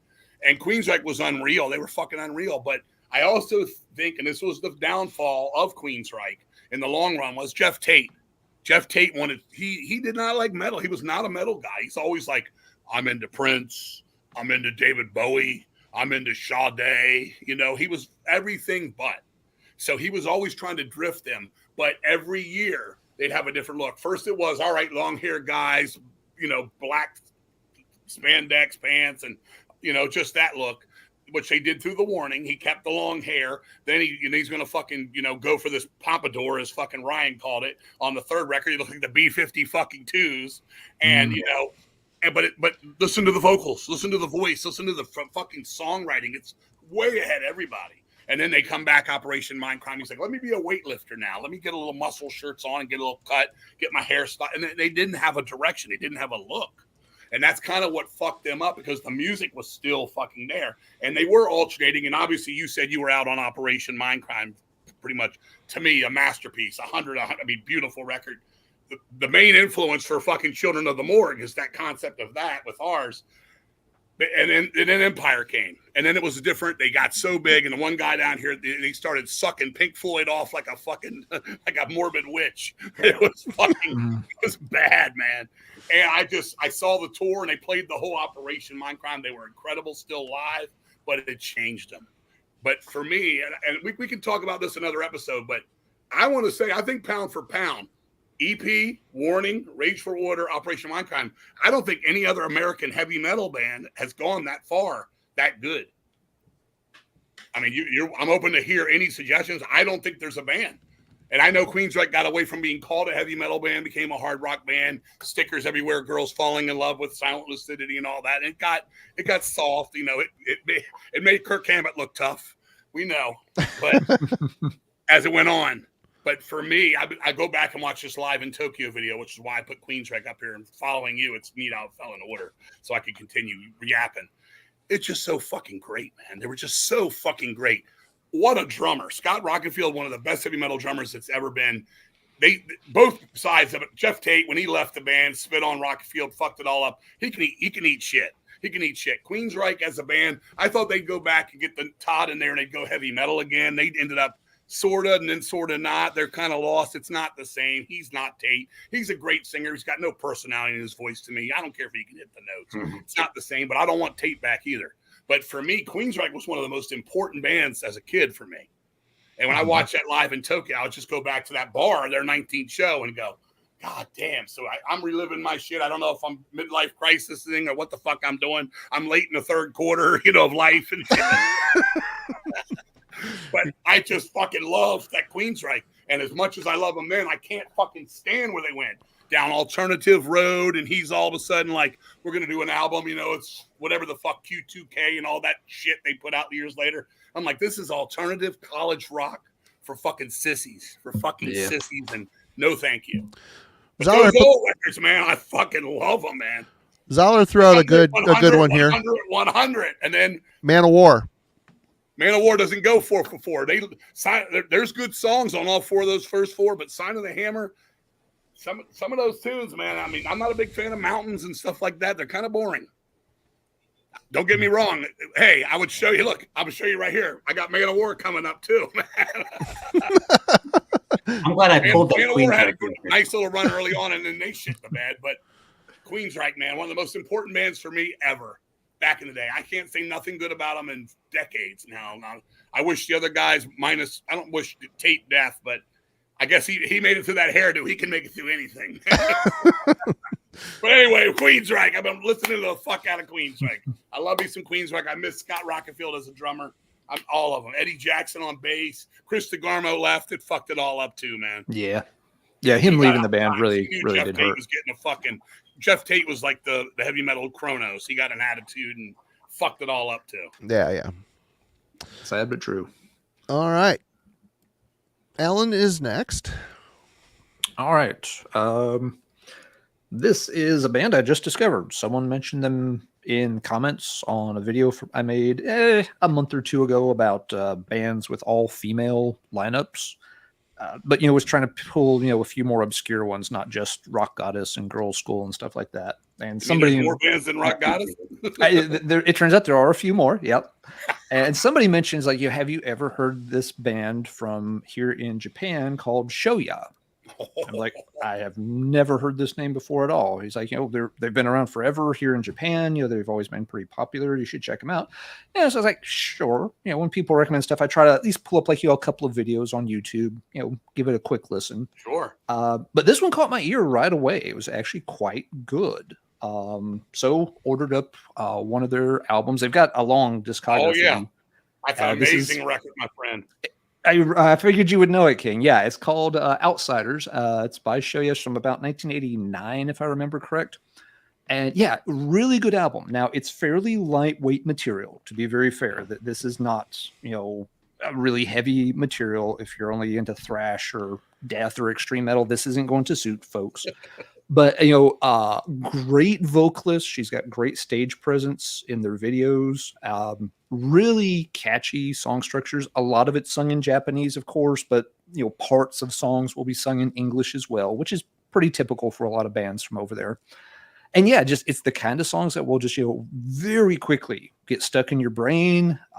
Like with Ed, just playing the video 2 or 3 times, I was still like humming the songs 3 days later. I'm just like, okay, yep, I got to get on Discogs and order a copy of this if it's sticking with me that much. So yeah, very, very fun album. I'll probably be checking out some more of the band stuff in the future. Oh yeah, but again, it is, it leans kind of, it's not glam metal, don't get me wrong, but it is.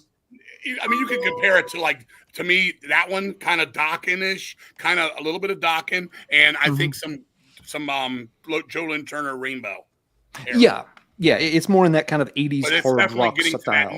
That 80s, 90s heart, where it had some of that soft to it too. You know what I'm saying? Exactly. Yeah. The songs, I've been into it's them catchy. for a long time, and I don't know if you know this, Alan, but they started out they were a pop band. They were a 5-piece girly pop band, almost like the Go-Go's. Mm-hmm. And the guitar player loved that shit so much. She was Blackmore and all this stuff. I've got 1, 2, 3, 4. I've got 5 laser discs of them live, man. Oh wow, cool. I love them. If So what is also their best tune, It's called Lovers. Their best tune they ever did. Lovers is really good. They had two singers. Stephanie left, went solo. Real pretty Asian girl. Yep. But yeah, that's a great record, Alan. I'm glad to hear about that because nobody ever talks about them. I've never heard the band's name before. So I think one show ever in America, I want to say it was in California at Whiskey A Go-Go one time in like the mid 80s. Oh, wow. Okay. Yeah, Lovers is on this album. Another killer one on here. The title's in Japanese, but it translates to I Am the Storm. Yeah. If anyone's interested in hearing them, just this weekend, type it into YouTube. There's videos for both of those songs, Lovers and I Am the Storm. Sure. And those are great ones to kind of give you a feel for what their sound is like. But again, lots of albums, and a big thank you to Metal Lieutenant who recommended this band to me. Really, really dig them, and I'll probably pick up more stuff by them as time goes by. So, and let's be honest, I had a feeling if anybody knew this band, it would be King. And let's be honest, they look tougher than Queensrÿche did on Rage for Water. they probably could have beat up Jeff Tate based on just looks alone. Yep. That's cool. What is it with Japan and the lady metal bands? What's the hot one now? Love Bites, and that stuff's pretty good. Pretty good stuff. I've heard a couple of songs, and they weren't bad on first impression. Love Bites can play like a motherfucker. I mean, they play some of the tightest shit. I mean, 1 minute they're like Slayer, then they're like Halloween, and they're like Maiden, and it's all like precise. I don't know how they play in those heels, man. It kills me when I do it. Right. All right. Marty, your turn, sir. Well, we covered this album, I don't know, a month ago, I guess, in the album club, and it's still, I listened to it today, printing shirts, and Omen, Warning of Danger.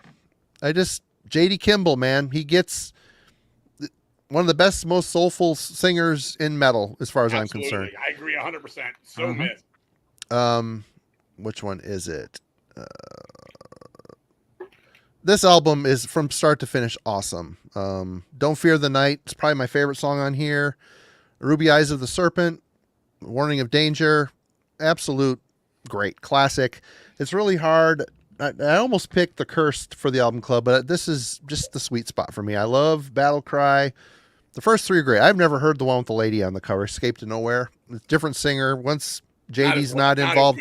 You got to have JD. Yeah, you got to have JD Kimball. I did see them at the Kalamazoo Classic Metal Fest. October 31. That guy he came out, he actually did okay. I'm like, wow, he did fine. He sounds a little bit like JD, and I was into it. It was totally great. Man, that was such an awesome show, and there just wasn't many people there. What a drag. It was because heavy metal was not cool. All these bands, everybody wants to suck their ass, like Metallica, like, oh man, these guys were metal as shit.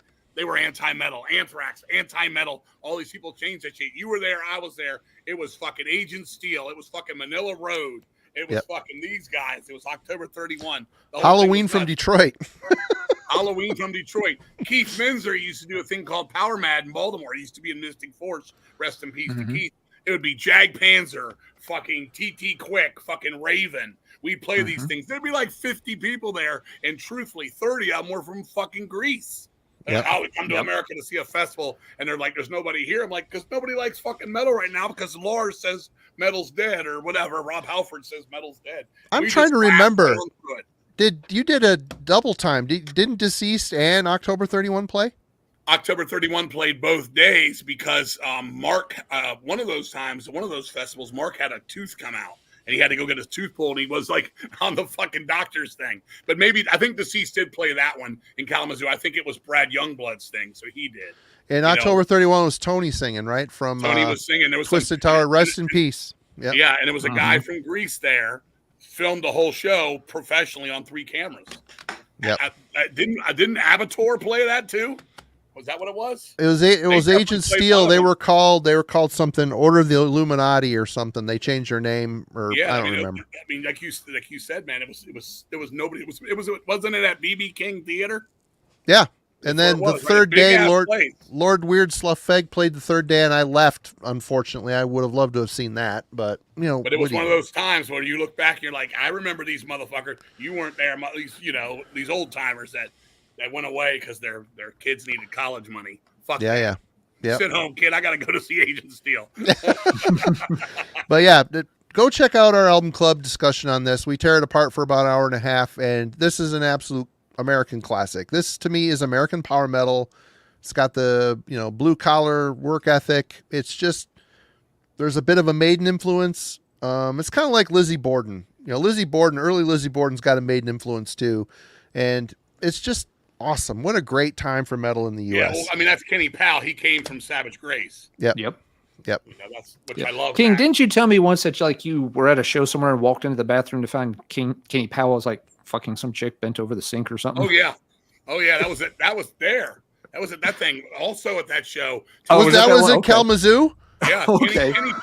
Kenny Powell was actually a real fucking piece of shit. There was women there? I don't remember that. Well, you had to go in the bathroom to see him. Apparently, I guess I didn't have to go to the bathroom ever. That would have been a nice change of pace. The bathroom, that's where the ladies were. But no, Kenny Powell, like his amp that he was going to use fucked up, and Brian from October brought it, and he said, "I'll let you use it." And he goes, "Of course you will. You'll let me fucking use the whole fucking thing." And Brian was like, "Not if you're a fucking prick to me." And he was a prick. Brian said, "Find somebody fucking else, dude. You're an asshole." He was a complete asshole. And I've heard that story from many people. Probably the reason he got kicked out of Savage Grace or moved on from Savage Grace was because of that. I talked to him years later. We were talking about that show, and I was asking him some things about like Savage Grace and stuff. And he seemed like he got over it. He may have had tilted the can a little too much that day. But yeah, he was in the bathroom with a lady friend. Huh. And for you keeping score, it was all of like 90 seconds. All right. Good choice. Aaron, the Metal Theologian. What do you got? All right. Well, we can't just go with the popular stuff tonight, the well-known ones that everyone is familiar with. So we're going to bust this one out here. Oh, wow. The Lie. That's an old. I got that at that Orpheus record store. Yeah, this is kind of late for what it is, really, because this is really kind of hard rocky for being this late. But it's like hard rock's writing, but total unapologetic metal performance, and it's a really good mix, man. It looks a lot punkier than it is. It doesn't look all that punky, but this is kind of punk with the spray paint. It has that dirty street rock look to it, like the Rods or something. That cover is missing 3 mustaches. I'm just saying. Not on my copy. The obvious. You should you should pencil those in, Aaron. One with a Fu Manchu. The guy in the middle's got to have the Fu Manchu. Anyway. Now, something that would be totally lame if I did it, but if I bought one and someone else had done that, I would stare it forever. I'll give you mine. We'll trade our copies. Mine has mustaches. Yeah. And zips. Anyway, really big sound too for a 3-piece band. You listen to these guys and you're like, yeah, they sound as big as any 4 or 5-piece, but they're solid, man. So it's just great. There are all sorts of little indicators that'll make you look at the single. Maybe that's not quite that heavy, but this fucking thing really rocks all the way through. So yeah, it's an obscure one that isn't very expensive either because no one seems to know about it. I mean, look at that label. Yeah. That kind of primitive label you expect to be at least a $300 album these days, right? It's not. What's a good counterpart to that one is you remember Crisis, Hard as Rock? Album? Oh yeah, that's a good one, man. Yeah, that's kind of like could go hand in hand with that. I might like this one even better than the Crisis, but that's I tough. like the Crisis though. Blue Steel's hard to beat, man. Dude, that Crisis one though, that's one of those where every time I pull it out, I go, God, this is even better than I remembered. It's like in my head it's good, but then I put it on, I'm like, fuck, dude. Remind me, I got a 50-minute live tape of them Crisis. I'll send it to you. No shit. When we go back to the dugout, we'll talk about it. Anyway, if you see this around, don't let the Loverboy photos scare you off there. Oh, Loverboy. I love it. That's a good record. That's a good choice. Like you said, it's under the radar, even for the fucking collector, the Avon guys. I call them the people that collect and keep it in the plastic and never play it. I had that. I did a gold mine episode. They had me on gold mine with my record collection one time. They're like, you don't have any of these in plastics. I'm like, they age with me. I play my records. I don't fucking look at them. It's not a Tupperware fucking convention. Do you not keep your record? You want to hear a story about why I keep my records in plastic, though? Sure. All right, you're gonna love this. It's another parenting story. I'm warning you. Sure. So one of my kids, I'm not gonna say who because I don't want to embarrass them, but went through a little phase and he was like maybe 1 where he would like take his dick out of his diaper and sort of play with it, and then like when he was done, he would just sort of forget about it and leave it there, and sooner or later he'd take a piss, and that would suck. So one day that happened. He was playing in the living room and he fucking pissed in my reggae section. Well played. And I was like, God damn. I was like, I'm so glad that most of these are in plastic, but now they're all going to be in plastic. Even if I think it's a fucking turd of a record, it's going in plastic. If your kid pisses on your records, that's, hey, that's a limited edition. My book. It's not like it was cat piss or even like grown man piss or anything. It was like little baby. I was eating cereal as a kid. I was eating cereal, listening to Fear of Tomorrow Artillery. I spilled the milk all over that motherfucking cover. Fucking Captain Crunch. I kept it. I was like, man, it goes where I go, man. It just goes where I go. I don't know. Maybe the piss might go a little further. You're right. It might be a good idea. Practice that. But I never did. I always kept them out. I like it like that. I met a guy in Mexico. We played there last year, and this guy had a supernatural addiction disease. And this motherfucker had been through 7 wars, man. All 4 sides, the record wouldn't stand it. He had to hold it all 4 angles to keep the record from rolling out of it. And I was like, you might need a plastic on this one. that record might have been in the bathroom with Kenny Powell at one point. Exactly. Mexican connection. Exactly, but hey, that's cool. I got you. All right, back to me. You're up, King. All right, man. I'm going to go to. Well, you said you wanted to say bands that nobody really knows who they are. Couldn't go any more obscure than this. Fucking Kiss Alive. I've been listening to Kiss Alive like a motherfucker. Peter Criss. That guy was so good on drums in 1975. He fucking bottomed out though, man. Oh, he ate shit and more. Yeah. He was last he seen. He was pissing in this guy's records and shit. But no, I've been listening to a lot of Kiss too. Kiss is my, this. We talk about it every time I'm on the damn thing. Me too, man. Kiss was my, the Beatles got me to Kiss, and Kiss was my gateway to Van Halen, Ted Nugent, and Frank Marino, and all that shit. But I go back, and I've always been a Kiss Alive 2 guy because the velocity of the fucking music is so loud on it. Mm-hmm. But going back and listening to Kiss Alive 1 now and Peter Criss and just setting the tempos and stuff, I've been watching a lot of the videos from the times too. Winterland, a lot of YouTube for me lately. That Winterland is classic. That winter is so good, man. Yeah, someone just redid it too, so they touched it up. Yeah, it's really good sound and shit. Yeah, but just going back to that, I still love my Kiss. God, to have just been in Kiss is nuts. All they went through and stuff, but the music was there, man.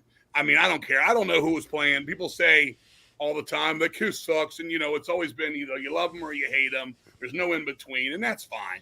But I always loved them, and there's so much heavy shit on there. It's like Sabbath fucking heavy at times on there. You hear, something like 100,000 Years, for example. That's fucking intense. Yep. So I go back to that. I've been enjoying my again, I say this every time it's my turn here, my kid stuff, when I was a kid. And for me, I got into Kiss more like 76, 77 around there than 75. So Kiss Alive, people were like, when I was on to Kiss Alive 2, people were like, Kiss used to be great. They dressed in black leather. They were fucking for the fucking partiers and shit like that. But then they became for the kids, and they did. And I still love my Dynasties and my Unmasked and all that. Different story, different time. But Kiss Alive 1, been blasting the shit complete, just playing the whole concerts. That was a big thing in the 70s too, those live records, We can go from that to Thin Lizzy to UFO to the single records that Foghat or fucking Frank Marino and Mahogany Rush.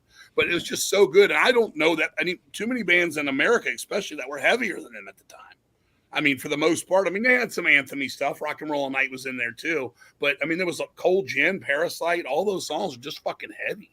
Yeah. And they're cool and they're catchy and they're just forever to me. So a lot of that Kiss stuff and jamming it, people are either all in or not. I can see people down here and they see this, yeah. And I did learn the entire 100,000 Years drum solo back when I was playing drums all the time. So we could do that too at some point. Chris fell off, but man, he was, I think, one of the best singers in Kiss. I loved his scream. Oh, he was a great singer. He had a nice Bob Seger sound to him. He did. Bluesy rasp to it, and his screams were sick. I'm always a Paul guy, you know that, but fucking. Oh yeah. Just to hear him keep time so well, because within 2-3 years he was average. Yeah. But back then he was good. And I could tell he was outside of the rock and roll pocket. He was more of a jazz swing kind of guy, and that's fine because it worked. But I've been listening to, I've been playing the shit out of that, watching the videos of, of the old school 70s days, the Mach 1, blah, blah, blah. And it still means the world to me. So, like I tell you when we always talk, what do you listen to? I'm listening to the same shit I'm always listening to. Lately, when I want to listen to Kiss, I listen to the Paul Stanley solo album. That might be my favorite Kiss record, to be honest. Amazing. That is such a great album. Release record out of the fucking water. I don't care what anybody says. I like it. Ace is all right, but I don't need ninth rate Joe Walsh. Yeah. And then it goes from that to The Elder, and I had a stint with Unmasked. Even though there's a couple real shitty songs on it.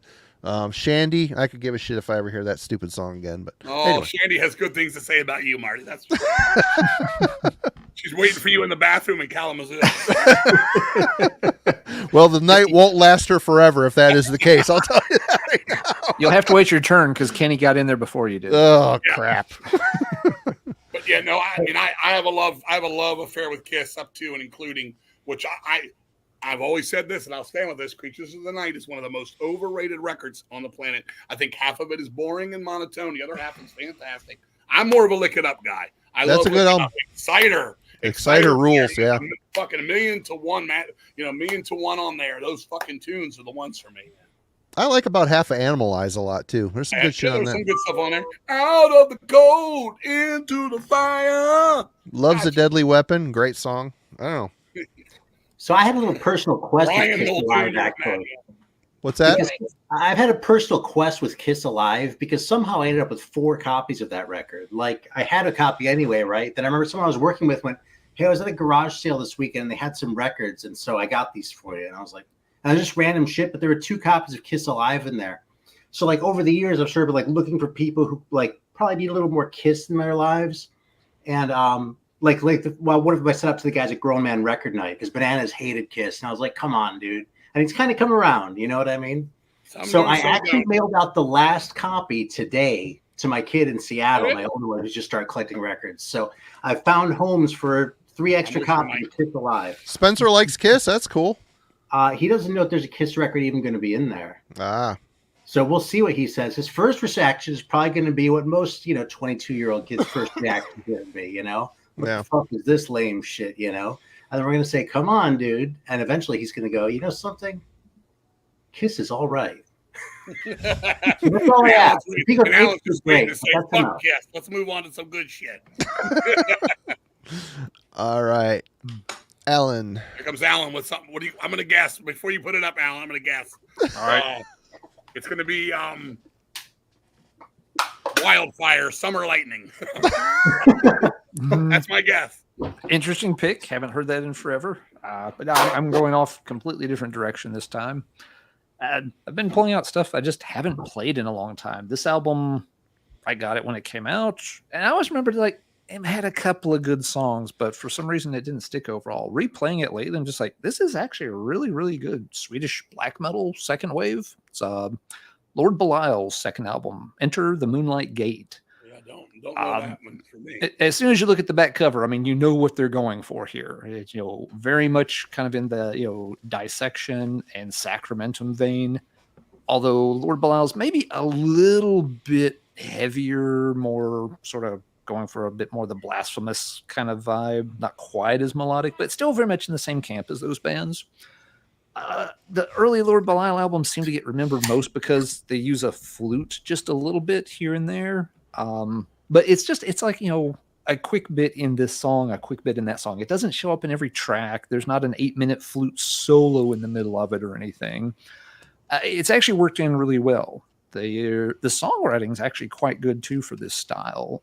Even like there's an acoustic instrumental track, just a short one, but it's really well composed. They use some female vocals, but again, it's just a little bit here and there. It's a few lines in this song, just adds a little bit of atmosphere to that song. For the most part, it's very straight up, second, borderline third wave Swedish black metal, but really, really good. I had to check. The band's actually been, stuck around for a while and put out a bunch of albums later on. I never came across any of the others. This one had distribution, I think, through Metal Blade, kind of right there, the latest 90s. And I guess that was just a 1-album deal or something because the follow-up never had good distro in the US. And after that, I just literally lost track of them. I didn't even know they had stuck around so long and made a handful more albums. The album before this is called Kiss the Goat, and it just has like a close picture of a goat on the front. It is not a good album cover. And I don't remember that one being quite as intense as this one is. But yeah, this, if you're in the mood for that Check kind it of dissection I like or dissection for sacramentum. the most part. I mean, I like dissection's pretty good. Yeah, I'll yeah. listen This to one it. is I mean, very it good didn't- in it that didn't go down in that that. style. It didn't make it sound fruity. Mm-hmm. Yeah, no, this one doesn't sound pretty at all. It's it's still got a good venomous sound to it. They just added a few of these little accoutrements to mix it up a little bit, and it worked out really well. So yeah, I was really Sounds cool. Female surprised voice. how solid Dude, the I like album that. was. Get outside the box a little bit. That's cool. Exactly, Marty. Do you know this one? Probably do. Yeah, I have it. Okay, That figured might you did. be. I have that and a couple promos of the ones that came after that. I don't have Kiss the Yeah. Goat, but I have that Unholy one. Crusade was the one that came after, but yeah, it never got distroed in the US for some reason. It took me forever to find a copy of it. And when I finally heard it, I remember being a little underwhelmed. But again, that's been 20 years ago at this point. Yeah. But yeah, some folks in the chat, might know this one. Kiss the Goat is more death metal sounding. Okay, yeah, that's fair, Devin, based on what I remember. It's been a long time since I heard that one too. But yeah, this one's got very much the classic Swedish sound. I just got to note that I think Alan uses the word accoutrements more than anyone else in this community. Do I? I didn't know. Yeah, maybe I do. Now I'm never going to unhear it. I'll I mix never it up thought next about it. Now I'm going to be like, okay, there it goes. They got more stuff and things worked in there. That's but, more my style. More from the streets, Alan. That's me. Yeah, I Stuff and can things. spell those words. Yeah. S-T-U-F-F. Fair enough. Good deal. Hey, Courtney's just joined. Good to see you again, Courtney. What's up, Courtney? Thanks for hopping in tonight. Hello. All right, Marty, take it away. All right. Well, everybody get ready to drink because it isn't a week goes by that this band isn't either on mine or my kid's player. This week it was Rabbit Don't Come Easy by Halloween. S&T Young showed this on his channel the other day. I'm like, yeah, I haven't spun that one in a while. God, this album rules. It just rules. Just a little sign, open your life, never be a star. What a great song. Don't Stop Being Crazy. Hell Was Made in Heaven. I love this album. Oh, come on, Simon. I'm going to convert you one of these days to this shit. You know, when I see that cover, my first thought is I'm with you, Simon. I'm not that big on them either. when I see that cover, I think when someone tells you who they are, believe them. Yeah. The cover's stupid. It's just stupid, but it's a good German heavy metal record. Yeah, Marty loves his Halloween. I love Halloween. They're one of my favorite bands, 100%. Respect to you. And I think the talent is just so evident in this band. They have a formula, but their formula just feels so advanced above any of the other German heavy metal bands. That there's just great solos, great singers, great songwriting, and melody and great choruses. They go a long way, and they sell their formula well, and it feels like it's got the correct accoutrements. Oh, no. Yeah. Other than their cover artwork is just this is so stupid. It's Now that I absolutely hear stupid. somebody else say that does sound pretentious as fuck. But yep. Yeah. Alrighty. Great band. That album's fine. It's good. Listen to it again. It's a banger, start to finish. It's I'll bet that'd be a really fun record to listen to with Marty, though. Oh, it's all air guitars and singing along and clutching the Like, it might be celestial a 4 out balls. of 10 if I'm just listening to it by myself, but it's a 9 out of 10 if I hang out with Marty. So you want to have fun listening to something that you maybe never paid much attention to? Go for a car ride with S. Craig Zoller and listen to something he likes. I've had him go out the sunroof of a Jeep to have more room to air guitar while I was driving down the road while listening to a Running Wild album. Wow. It's great. It's great. He's so much. He sells everything he listens to. Yeah, the Darius era rules, Mike. 100%. For those that are haters, you're missing out on some awesome shit. Anyway, Aaron, you're back. All right, I'm gonna throw you another curveball now. Gamma Ray rules as well, Tip Fam. Absolutely. What the hell is that? I want to be clear that I don't give a shit about the Charlie Daniels band. Devil Went Down to Georgia and all that country shit I have no use for. But this is a really cool rock and roll record. And first of all, look at this fucking cover. The gatefold so you can see all his belly and shit. The crotch of those pants has seen some things. It's seen Dude horrors from, Handsome unimaginable. Beasts. Yeah, it is worthy of the handsome beast too, and like he's not hiding it in the gatefold there either, you know. All that's missing is that very, very unhappy pig. His fucking band is amazing. His band is amazing. Dude, I love this fucking record. Okay. Like I said, Charlie Daniels Band, I don't give a shit. The first 3 records, I like the first one a fair bit. The third one is whatever, but this second one. What band is this? Is that This Charlie? is Charlie Daniels. No, it's not. Is it? It Yeah, is. the Never Went Down to Georgia guy. This Wow. is an earlier record of his. And I'm telling you, like you put this record, one of the things I like to do with this record is the song Billy Joe Young. When I have someone over, I put it on and say, okay, guess who this is? And it's like this rocker, right? It's like kind of mean and shit. People will guess whatever, but they'll never guess Charlie Daniels. They won't fucking believe you until you show them the cover because it's so heavy. And then there's sort of weirdo songs on here like Evil and In the City. And then there are like these little sort of sing-along ones that are kind of like the very first song I get in my head like probably once a week, man. Great Big Bunches of Love. It's like, it's super simple. And if you want to think it's too corny to dig, it's going to give you plenty of reason to do that. But if you can just sort of let yourself go, I fucking love it, dude. That one. And like Tomorrow's Going to Be Another Day is another one like that. These songs just so like, they're so easy to get into and to just sit back and enjoy, and great hooks and shit. This is a fantastic record. Seriously, this is a 10 out of 10 record to me. There you go. Or any other Charlie Daniels record, but I pull this one out a surprising amount, given that it's fucking Charlie Daniels. This Deceased has been in the talk. We're gonna probably do Legend of Willie Swamp from Charlie Daniels at some point. It's a ghost story song. We may do that. I love his band. I love Charlie Daniels. I think he's amazing. That's a great. I have not heard that in so fucking long. When you pulled that out, I was like, because I remember years ago finding it somewhere and going, that is Charlie Daniels.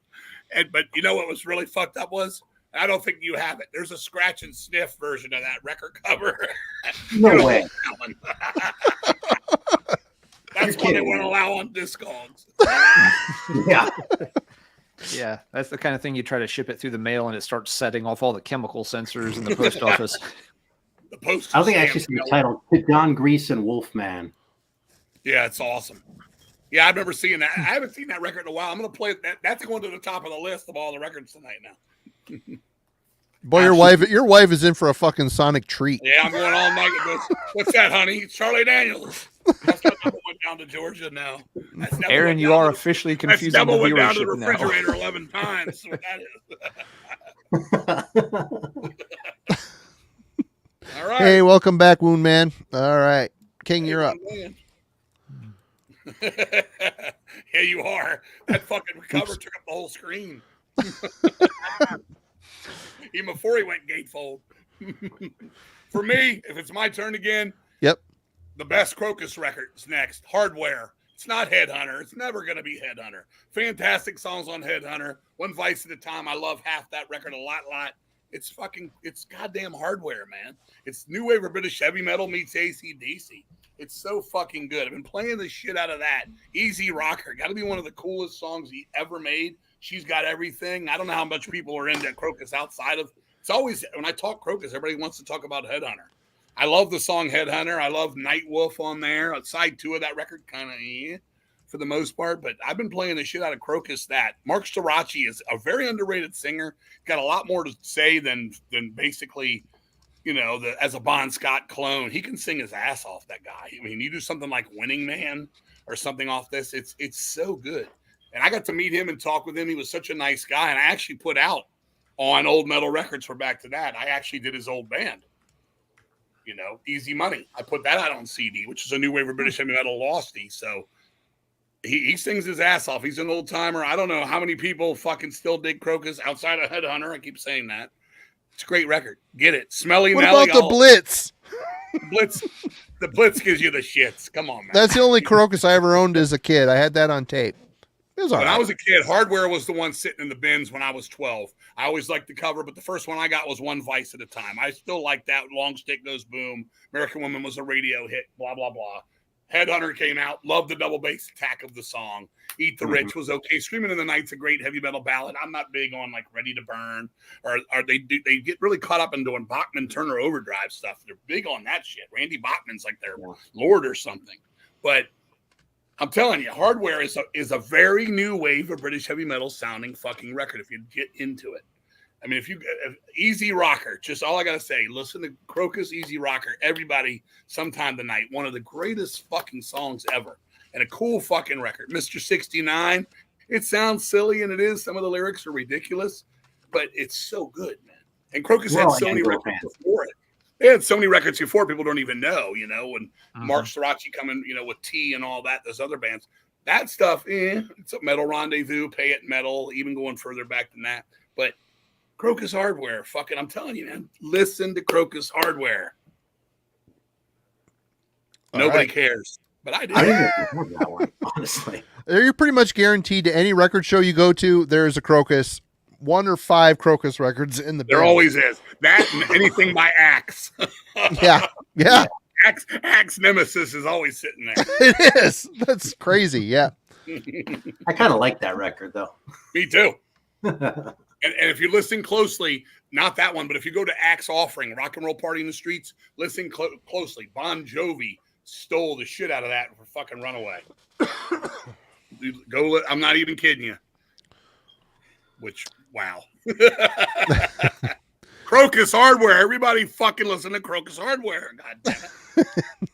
You want to hear a quick Crocus story while we hear something to make my segment funny? Sure. So a girl I knew, this is hilarious. She had breast cancer. Oh, was she in the bathroom with No. She had breast cancer. King, you're so funny. She had a breast cancer scare. She made it through it and all, but she wanted to go see Crocus, one of her favorite bands. So I went and saw them in Allentown, Pennsylvania at a fucking club. And it was basically like going to see them at a bar. They passed their prime and all that, played their asses off, 10 out of 10, amazing set. But I met Mark Sorachi, and I went up to him, and I was like, I want to get this girl a shirt or something because she's sick, and I feel bad she didn't get to go to the show. So I sat down and talked to him, and I talked him out of a fucking heap of his chest hair. I got him. I fucking swear to you. I swear to you. I talked him out of his fucking chest. I was like, look, this girl's sick. We went and got an envelope. He gave me a whole fucking slew of his chest hair. A fucking envelope. And then he was laughing. We were both laughing. Then he goes, hey, you want some cock hair too? And he literally pulled his shoe, threw it in the envelope and closed it off. And it was fun. And the last thing he tapped me on the shoulder. I was walking away. He goes, hey man, don't do no voodoo on me. He probably went back to the band. He's like, there was no girl. That guy just wanted some of my cock hair.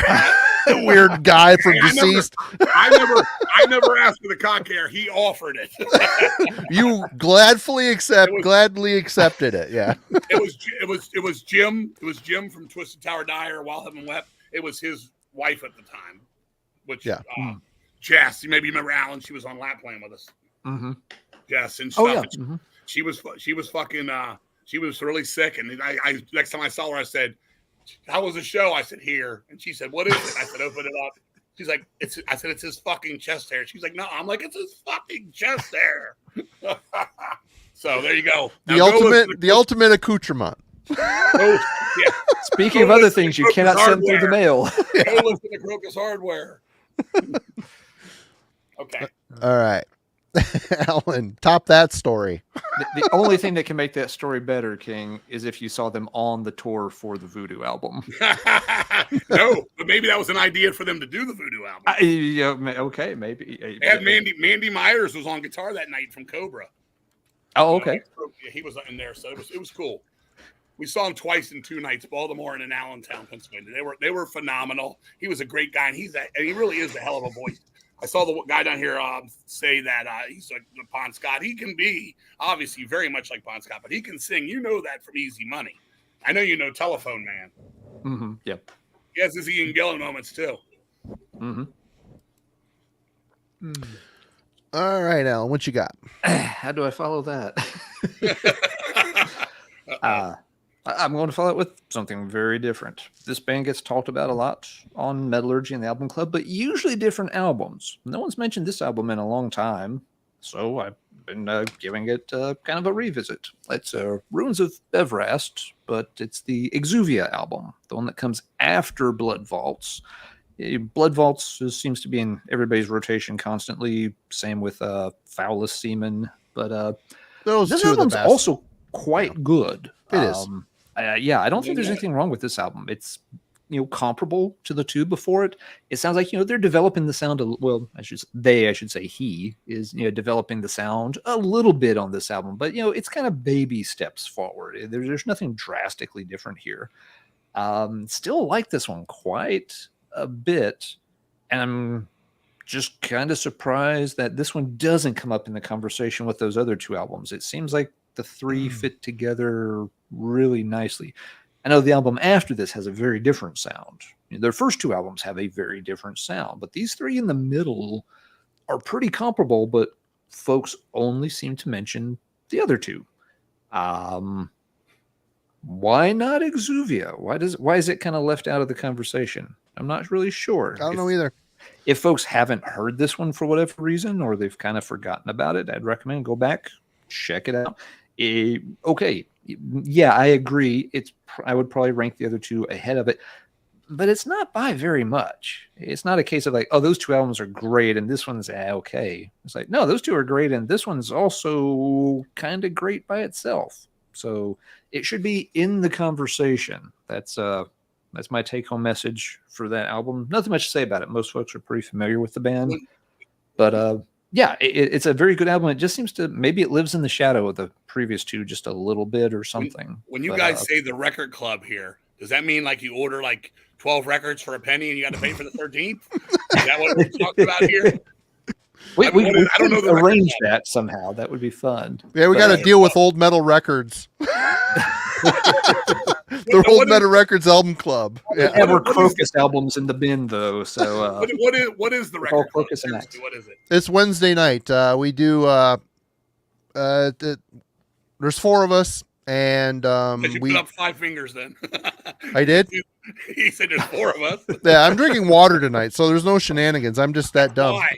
Get your booze out here, buddy. We each take turns picking an album. We listen to it all week, and then it's kind of like my mom used to do a book club back in the day when I was a kid. I got you now. We sit, we have like an outline we follow, what was our first impression? What was the production like? The songwriting and composition. That's cool. We talk about an album like, we did Omen Warning of Danger a couple weeks ago. That's cool. That's definitely cool. I like that. You're talking music, which is what these things should be. One album only for, so yeah, every Wednesday night at 9:00, it's this format, 4 dudes.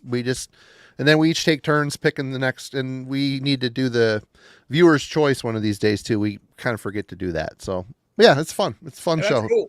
Good for you guys. Smart thinking. It's growing. It's fun. It's a fun show to do. All right. Alan went, so I'm up. Yep. All right. This is still in the stack of stuff that Pat sent me. And this I don't know what to think of this. It's called The Loving Tongue, Shadows of Innocence. It's super cheesy, bad cover. Dude, there's 14 freaking songs on this thing. Hey, Tip fam, thank you so much. Appreciate it, Tip. no chest hair or pubes to offer up. And here's some change I found in my pocket. All Buy right. myself a beer. Thanks, man. This thing, I put this on a little skeptically. And what is this going to be? Well, come to find out, the singer, first of all, you got to applaud these glorious old dudes. I mean, right there, that's usually okay. We've got Big Tom Petkoff, Joe Toscano, and Jimmy Petkoff. Oh, we got brothers here. Right on. The singer right away, he has a Dickinson similarity in the vibrato, and he ends his phrases similarly that Bruce does. But he's got kind of his own style in spite of that. And the music isn't necessarily spectacular, but it's very solid. I only got halfway through this album before I had to stop and eat dinner and stuff, so I got to Lady of All Seasons. But it's pretty decent songwriting. The songs are pretty good, and they have a good singer. So this is one of those albums that they are from South Australia. So this is like a kind of a surprise. Is it blowing me away? It isn't, but it's actually a pretty solid record. If you have a good singer, that's usually a first good sign. And the music, I would like some flashier guitar work. If the songs are solid, you need a better guitar player with a bit more of a emotive ear for solos. But yeah, I still have a bunch of songs to dig into on this one. Looking forward to checking it out further. The Loving Tongue. Old Farts Unite. I wish them well. I like the band photo. It wasn't some over fucking produced bunch of bullshit. Yep. Just take the Kodak moment and get on with it. Yep. Do we have to take a picture? No flash photography. Yeah. All Flash right. me twice, but they're taking it. Aaron. All right. Well, I'm going to stick with the theme of awesome pants. Yeah. First of all, They should seriously, put Charlie in those. They didn't come in his size. Yeah. Although, got some of that crotch action going on here again. Oh, shit. This, though, such a great record, man. Like, I've gotten more choosy with my 70s funk as I've gotten older. You know, I used to have a lot more patience for, like, the disco-y stuff. Like, you know, Mid-Era Parliament is already pretty disco, and I used to dig that shit. And now it's kind of like, you know. But Curtis Mayfield, man. That's one bad mother. So good. And yeah, and Superfly is the one I tend to pull out, right? But this one is fucking awesome. Move On Up, everyone probably knows, right? How about We the People, who are darker than blue for a song title too, right? But yeah, fucking this whole thing is so good, man. Curtis Mayfield. And I don't know, for some reason, I want to say he's easy to snooze on. And I feel like he shouldn't be, but I don't know, maybe because it doesn't have the hot band name or something like that. When people are talking about like Funkadelic or, you know, stuff like The Counts, it's maybe even more hip because it's less known. It sort of gets overlooked, but you can't beat Curtis Mayfield, man. That's good. Yeah, I dig him too, man. I'm into the 70s funk for sure. Mother's Finest is one of my faves. Right on. That's a good choice. That's outside the box. Fucking Curtis Mayfield, man. And I don't have any Stevie Wonder tonight, but don't ever snooze on Stevie Wonder either. All right. King. All right, I'm gonna go a little bit deeper. This is a record that nobody ever talks about, and I think it's one of the best fucking records of. I got to make sure. I'm gonna say it's the '90s, and I think it is because there's not a lot of great heavy metal type stuff in the '90s. Let me just look real quick before I say it. Here it is. They did 2 albums. They had the keyboardist from Warlord, Sahara, Going Crazy, 1992. Oh yeah, that's a good album. This record is so fucking good. It's got Liz Vantnell on vocals, who now was singing with Uli Roth for many years here in the last few years. This record, and this is the hybrid. If you don't know this record, you got it. I don't think it ever came out on vinyl, ever. It was mostly Japanese only for these CDs. Again, with this female voice, female keyboardist, which was the girl that played the keyboards on Deliver Us for Warlord. And a guitar player that was a white guy, but he was doing a Jimi Hendrix tribute band. Amazing player. It's called Sahara Going Crazy. And if you took, and this is the truth, you can listen, Dio era Rainbow, Merciful Fate, Sabotage, Sirens era up to Powers of the Night, Dokken first 2 records, and I would say a little bit of that fucking 80s heart, like that If Looks Could Kill, kind of the heavier side of that, and you put it all in a fucking blender, you would come up with this fucking record. And the thing on top of all this is every fucking song is instant catchy. The choruses are so fucking good. Nobody ever talks about this fucking record, ever.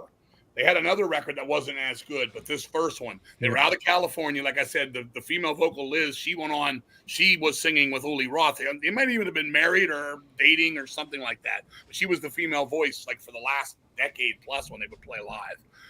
They didn't really take this band anywhere. It never took off. They had a lot of management. They had great pictures, and the music and all that just never went anywhere. It seemed like it was Japanese. Dream Circle was putting those records out. Alan's nodding like he knows it somewhat. Oh yeah, that's a good album. I couldn't recommend this record anymore. I'm talking, you can hear like, it's almost like how Warlord was, where Warlord, you could hear like old Scorpions in there. You could hear some Jethro Tull in there. Then you'd hear the Man of War. You'd hear the Merciful Fate. You'd hear the Priest and the Maiden, of course, too. This was like that. So this is a little bit more of a glossy production, but it's just so fucking good. Yeah, Liz Vondel. That's the one. She's the singer for this band. It's called Sahara. Going Crazy, 1992. And we all know the 90s didn't have a lot of great metal albums. So, when you got one that really stood out like this, or like Nocturnal Rites or something, like that, those two are one. Or Ian Gillan Toolbox was another. I really took to them because I was looking for good records then. It wasn't like the 80s where almost everything you got for a long while was really good. But I can't recommend this one enough. I was going to just at least show the cover off my phone. Again, I don't have any fucking show and tell. I would have brought it all out. This is the cover. I guess you guys can see this. Let me try to get it up there for you. It's off here. It's on Discogs. Going Crazy. I don't know if you'll see it or not. Maybe not. You might be going crazy trying to see it. You can't. It's black and white. It's got a kid in a crib up in the top of a tree, like screaming, like scared for his life. It's really, really good. I'm telling you, there's some Dio Rainbow mystique to it. The title, the theme song, Sahara, it's got that almost Gates of Babylon feel to it. It's really cool. And I've been listening to that a lot too because it's catchy. It's instant. A lot of these songs with Deceased are like, I look for hooks in bands. It could be pop. It could be the Hollies or even Mamas and the Papas. I've been listening to, that kind of stuff too. It's always, I don't come out and make it sound like Mama and the Papas, but it's the hooks, it's the note changes, the chord progressions and things like that. This is a record you should look into. I think, Marty, you'd really take to it. Right on. Okay. Alan.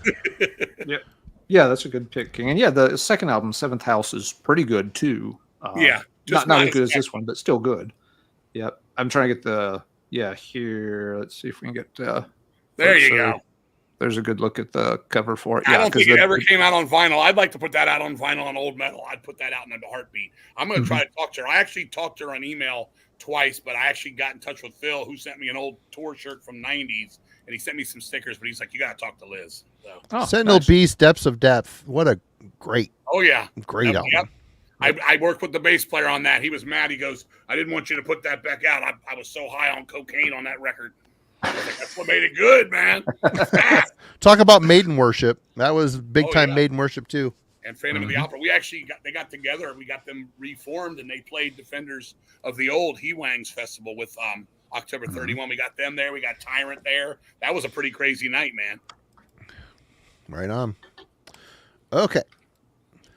All right, for something much newer, revisited this album, the second Riot City album, Electric Elite, with I always call it Robot Cheetah, but it's meant to be a Jaguar. Not that it matters, but Canadian band, really, really good. That band is good. I've just me and the kid previewed it driving around one day, and I'm like, this shit kind of rips. It's really good. I can see y'all. We played. Really I think we played Keep It True with them. With October 31, played Keep It True with them.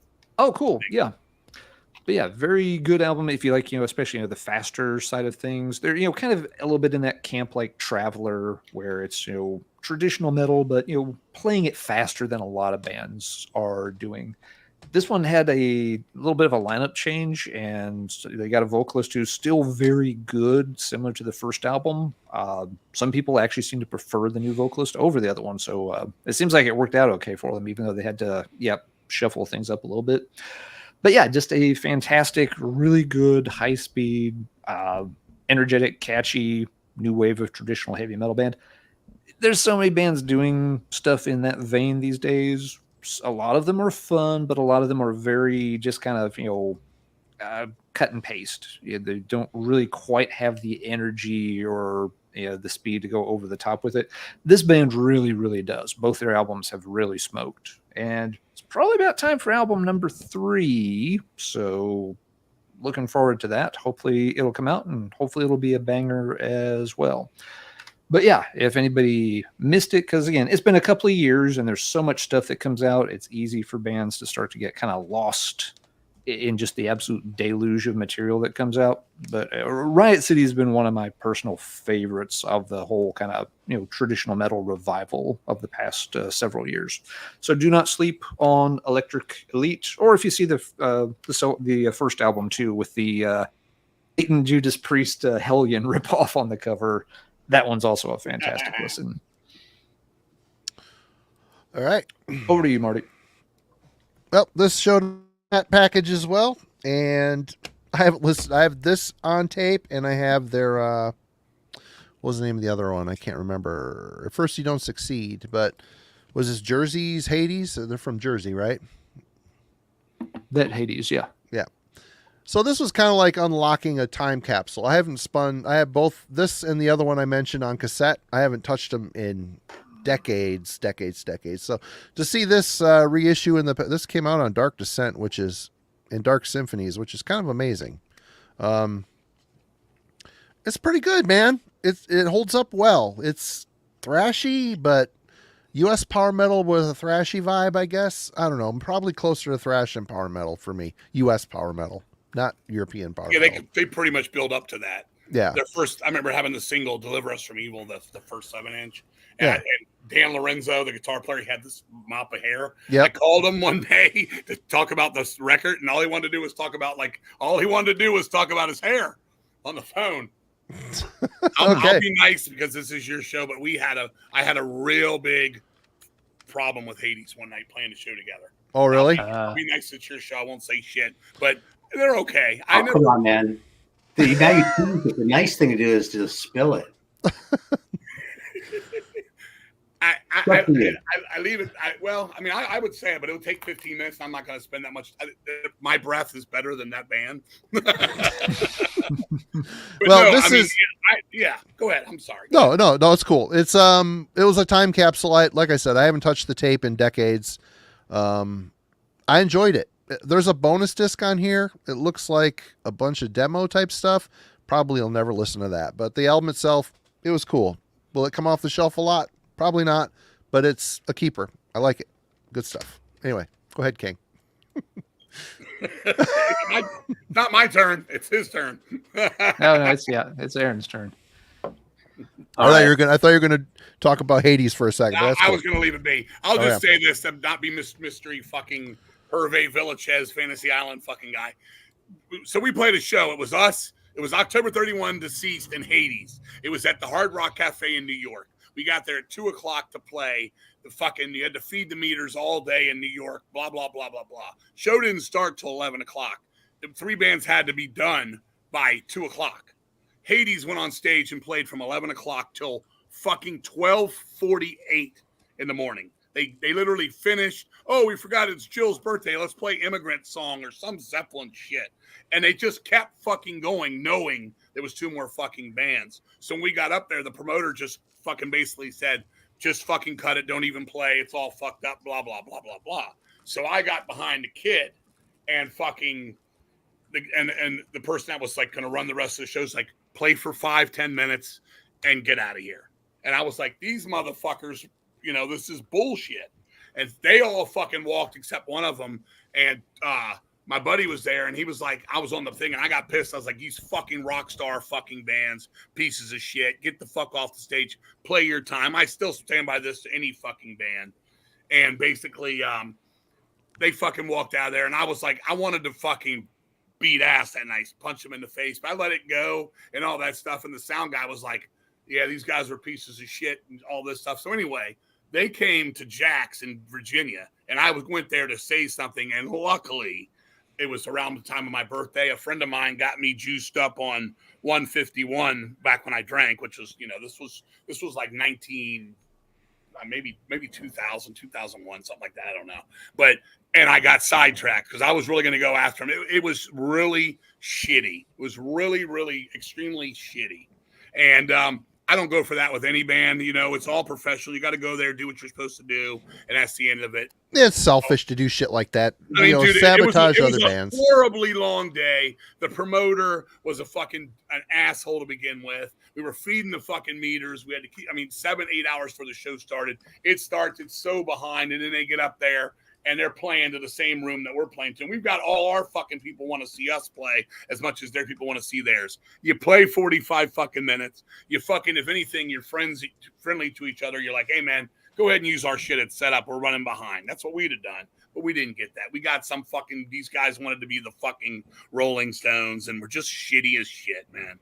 So I've never forgiven them for that because it was bullshit. And that's just something I don't go for. I don't care if it was a band I really love. You do that kind of shit, you're a fucking prick, man. So that was my story. It isn't as good as you were hoping for, I know. No, it's fine. Oh, it's pretty fucking Could good. have gotten. I really to this day am happy that someone did get me drunk and sidetracked me down in there, because I probably would have went to jail, because I was very upset, because it was a pet peeve of mine. Like now, my pet peeve is that no underground band should be doing VIPs for shit. You don't charge for your fucking signature. That's another episode, or it's the one we already did before this one. But that's just it was a shitty night, man. And oh god. And if anybody wants to see me go off, it's actually on YouTube. You can go up there and see the hard rock thing. It's up there. You motherfuckers. And they shut the PA off because they think I'm going to lose it. And I was. But they had already walked out of the fucking building. And that's a good thing. It was a dick move. You're exactly right. Fuck that. This is the underground. Work together. No rock stars ever. Ever. This is about music, not fucking sucking your own self off. Okay.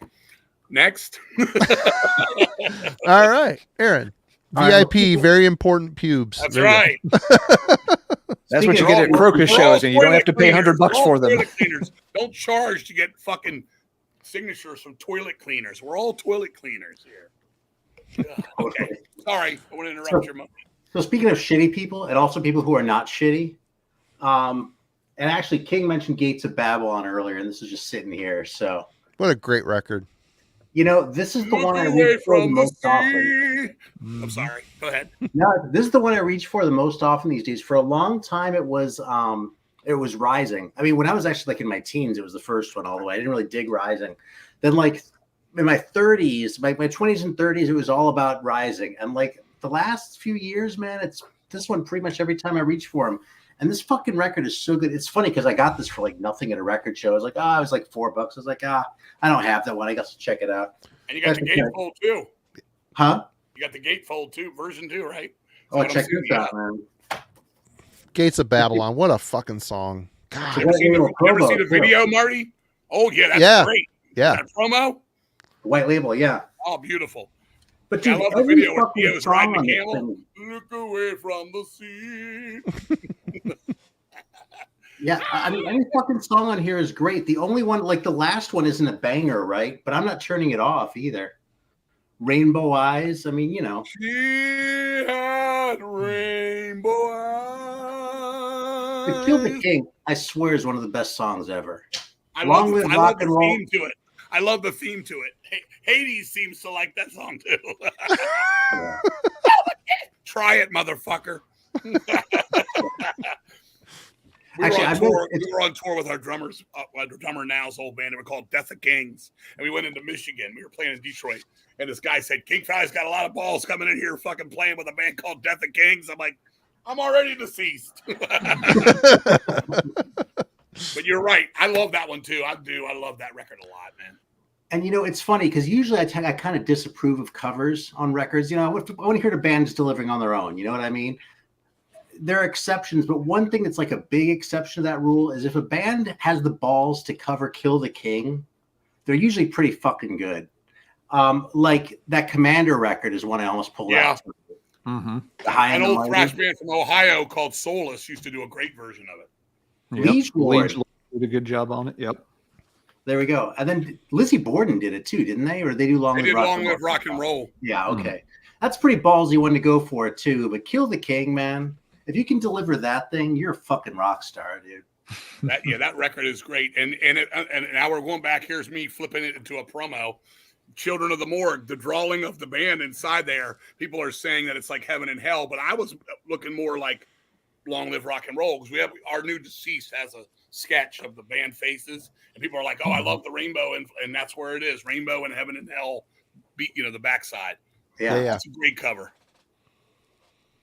And Mike is right, man. Theo and Cozy Pal, you can't beat that fucking team. No. Totally. Then you add That's more. a fantastic record, man. David Stone on that one. All right. And I made the joke about shitty people too, but I'm not really like that much of a guitar guy. Like for a metal guy, like you'd think I'd care a lot more about guitar than I do, because for the most part, whatever, you need it to make it happen. But like the shit that I'm really listening for is more like the singer and the drums and the bass. And the guitar is cool, but that's like just sort of what you need to stick it all together, right? Richie Blackmore's kind of an exception though, man. I can really listen to that fucking guy. And of course, I have a Richie Blackmore story. Here's my Richie Blackmore story. We went to see Blackmore's Night at this place called the Birchmere in Virginia. It's a restaurant, sit down, tables kind of thing. And I wanted to be front. Well, to be front, you had to spend at least $50 on drinks or food or both. So Right. we ordered, I think I ordered 3 $18 blue cheese salads throughout the night because I didn't drink at the time. Right. So I ate like $54 for 3 garden salads, blue cheese on them. So we were right in the front when they played. And when the show was over, I seen them. They had to go off this side where they had this like kind of burgundy velvet ropes like you would see at a theater or something. And him and his wife were walking on the side. And this dude ran over and he's like, God damn, Richie Blackmore. And he stuck his hand out. Richie is known not to shake anybody's hand. Yeah. He shook his hand and he started to go. And I was like, oh, fuck, I'm going to miss this moment, right? So I went, Richie, as loud as I could. And he turned around. I said, Yngwie Malmsteen's a fucking bitch. He turned around, he looked at me, he fucking shook my hand and high-fived me. And I said, now you can go fuck your wife. I screamed it so loud. He had no choice because I was, being me, loud and obnoxious. So, he shook my hand and high-fived me, man, and he kept on trucking. And then some guy stood outside in the rain when it was over to try to get like his stack of all his Richie Blackmore records that ever existed signed. And he was literally in the rain. He had his his plastic on there, so in case I was going to say it was pouring on this dude's records, and Richie Blackmore was sitting there in a fucking like it wasn't a shuttle bus, it was something like a Mercedes bus or something they had, and he's just looking at the guy, and the guy's like, I've been listening to you since I was 16. I'm like 59. Please, Richie, sign my records. I go to Capitol Center. Everywhere you go, I go. Please, at least one of them. He's just looking at the guy standing in the piss-pouring rain, no umbrella, fucking holding all of his records under his jacket. And he's just like, no. Oh, man. And I was like, what a dick. You're up, King. I'm up? Yep. I don't know where I want to go with it otherwise. I have, all right, I'm going here. Into Glory Ride, Man of War. I'm a big Battle Hymns record. Man of War, it's a perfect record. Probably one of the top 5 U.S. heavy metal records of all time. Ahead of the pack on so much. Dark Avenger, stuff like that before anybody was doing that type of shit in heavy metal. Yeah. It was Man of War. As goofy as they became, and of course I have a Man of War story. But Into Glory Ride, it hit. They signed a contract in blood with Megaforce, and it came out. And the first thing it comes out, he's fucking underage girls to start the record off. So you're like, these motherfuckers ain't fucking around. So, it came on, ride, I'm the warlord on the road. And I loved it when I first heard it, but I didn't think it was in league with Battle Hymns. I always thought it's good. Gloves of metal, spikes and chains. Loved all that. But it just wasn't as cool as Dark Avenger or Battle Hymns, the song, or even Shell Shock. I went to this record a couple weeks ago, and I was like, let me hear this. And now I hear more of the first record on the second record than I ever had before. Now I know they got Scott Columbus in. It's not Donnie Hamzik anymore, which was on Battle Hymns. He had a real neat guitar, drum sound and a way of playing. But I really fell in love with this record again, more so than ever before. Like I always liked it. I always thought it was good, but I really just found another step to this. And as you were saying earlier, Marty, the first 4 Man of Wars to go with Queensryche. I can't agree with that. I mean, I think Hail to England's a good record, but it's not great. It's got some amazing shit like Army of the Immortals or Blood of My Enemies. Don't get me wrong. I don't know about, pieces here and there. Bridge of Death is okay, but it's just not as catchy and instant for me. This one is never going to catch Battle Hymns because not many records of any band's going to catch Battle Hymns. But I really, really fell back in love with this record. The production's not as good as the first one. Obviously, they were on Liberty. They were actually under Kiss management with Bill Aucoin on Battle Hymns. They were dropped on Liberty, and they ended up at Megaforce. And they must have had a hell of a time because those first 4 records, they just kept jumping labels left and right. Yeah. Third record was that Music for Nations was Hail to England. The fourth was 10 Records, which people always thought All Men Play on 10 was like a label fucking inside song. All Men Play on 10 Records.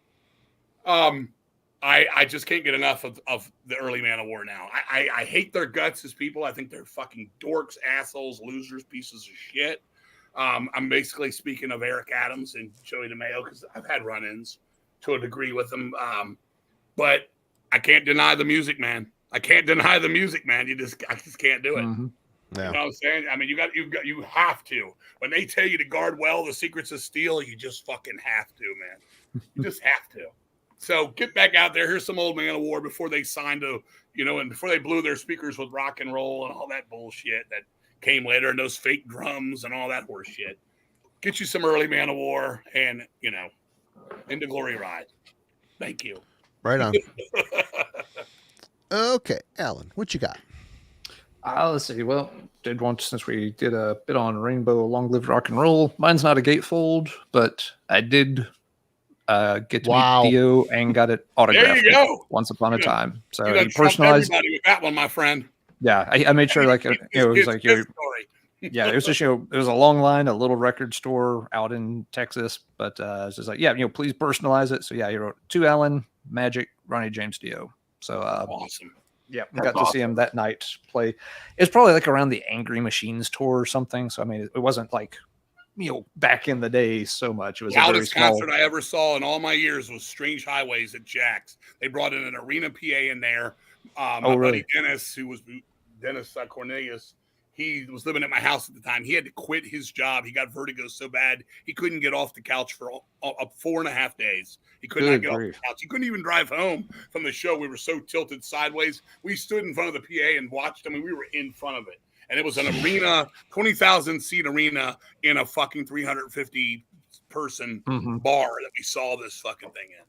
And that was the loudest concert I ever saw anywhere was Strange Highways Dio. Yeah. That was about the size of the place I saw him in, but it wasn't that loud. They apparently switched out the PAs before they got into West Texas. But let's see. Next. Haven't played this album since we did a deep dive on them quite a while back. I believe we did this one with Melanie, didn't we, Marty? King Diamond? I think so. Yep. And so gave the eye spin recently. Just I hadn't played it. It was always one of those albums that's like, yeah, it's good, but it never really stuck with me as well as some of the albums that came before it.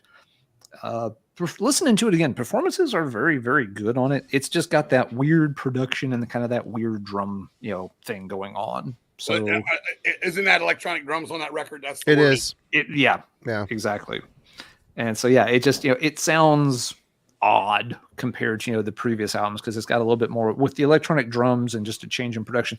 It's got a little bit more of kind of like a colder, more kind of clinical sound to it. Yes, it's definitely stiff. Yeah. The music's not meant to be that way. I think with a different production, it would sound really in line with, the earlier albums. The concept in that album, though, it does have a good atmosphere. It's good. It's a good record. Yeah. It's not a bad album. I think, though, again, with a different production, the atmosphere would be better because, the material's fine. It's just that, it's just produced in kind of an odd way. It's funny because this is a reissue from just a few years ago, and the liner notes are kind of apologetic about it to an extent. There's a lot of stuff, in the little write-up blurb about, it was, kind of getting there into the 90s. Metal was starting to do some weird things, so people were trying some different sounds. They're really trying to say, we know this album maybe isn't quite right compared to what you were expecting it to sound like. But again, it's still got, talented lineup, still a good set of songs. Like you said, Marty, the concept is still really cool. I kind of like that it's not as involved a story as the last three albums had been. That this one took a little different approach with jumping around in time. And it was almost like, a few short stories, but with a common theme tying them together rather than every song being just, another chapter. Because, after three straight albums of that, I think, a change was a good idea. Yeah. So, there's certainly nothing wrong with it. Just an odd kind of quirky production for its. For me, with could have been better. As I think I told you guys, one of these other episodes, we were talking about him on something. I always liked the style he was playing of the metal. I just thought a lot of times the songs were too technical for their own good. Sometimes I felt this way about a lot of the later Hellstar stuff too. Like it was my kind of heavy metal, it was just by the books, traditional heavy metal, but it seemed like something was always missing for me on this. Like, I went back when we were just at these shows. We were driving down the road going to Massachusetts, and my turn to pick. So I went with King Diamond, Fatal Portrait, which I used to like a lot. I play it now, and there's still certain parts I really like. It does have the closest to a Merciful Fate feel to it, but it just, I don't know, something about it. It starts to fall. The songs to me start to fall apart at times. I think all of his records have some good moments, Sleepless Nights, things like that on other records, and Abigail, the song, and things like that. But a lot of times it just kind of comes and goes for me. It's not like it's wimpy or shitty. It's just, man, this could have been so much more. I always feel that about King Diamond solo for me. This The Eye I kind of like. You know what, the Eye kind of reminds me in a way of early, and I know it's going to sound weird unless people actually listen to it. It reminds me of early Europe, the Europe stuff before they got, the Final Countdown. It has a vibe. If you go back and listen to that, it sort of does. I mean, for me, like Spider's Lullaby, and like all of them have a song here and there. I could probably make one killer King Diamond album with what I like song wise, or maybe rearrange a couple of things. I mean, he's doing fine, so he doesn't need my input. But I just always felt that about King Diamond, like something about his solo material where it just felt like they were writing too many riffs and kind of like arranging them funny, or they're hard to listen to. Those records are hard to listen to for me. I just get uninterested. Like, I love the first Hellstar, Burning Star, and Remnants of War is not bad, but a lot of people love the Distant Thunder and Nosferatu. I can't listen to those ones. They fucking do the same thing to me. And it's not like I have anything against the bands. It's just, like you said, they're hard to listen to. They really are for me. King Diamond's the same way, and I feel that about The Eye, though it does have some cool melodies in it. I don't like the drum machine because I think it does like that Def Leppard Pyromania thing where there's no roundness to the drum playing. It's chop, chop, chop, chop. And you can feel it, especially being a drummer. You can feel it. Yep. Yeah, I've never really dug the King Diamond solo stuff particularly either. Like, and I've tried, man. In fact, that was my last try because if you all remember the channel, if you remember LJ from the Biosite One channel, that was his favorite King Diamond. So that was actually the last one I went out and I was like, well, maybe this is the one that's going to get me into it because I already had Abigail and Fatal Portrait, which I like a lot, which actually is the best quarter I ever spent because I got that at a party. Yeah, I mean, that was half of that was Merciful Fate songs. You can still feel it as he got going. But then I'll hear something. I don't even know the name of those later records. I sort of always got them. I used to do a magazine. Metal Blade would send me the shit, and he would always have a new one. But like the song "The Poltergeist," I always thought that was a good song. Which one was that on? Spider's Lullaby? Yeah. Okay, I'm trying to remember those records. There was one called "The Graveyard" too, right? Was that one of them? That was an album. Yep. Yeah, those. But that's almost how I feel about Merciful Fate. Merciful Fate way more so. When a Merciful Fate record came out back in the day, it was an event.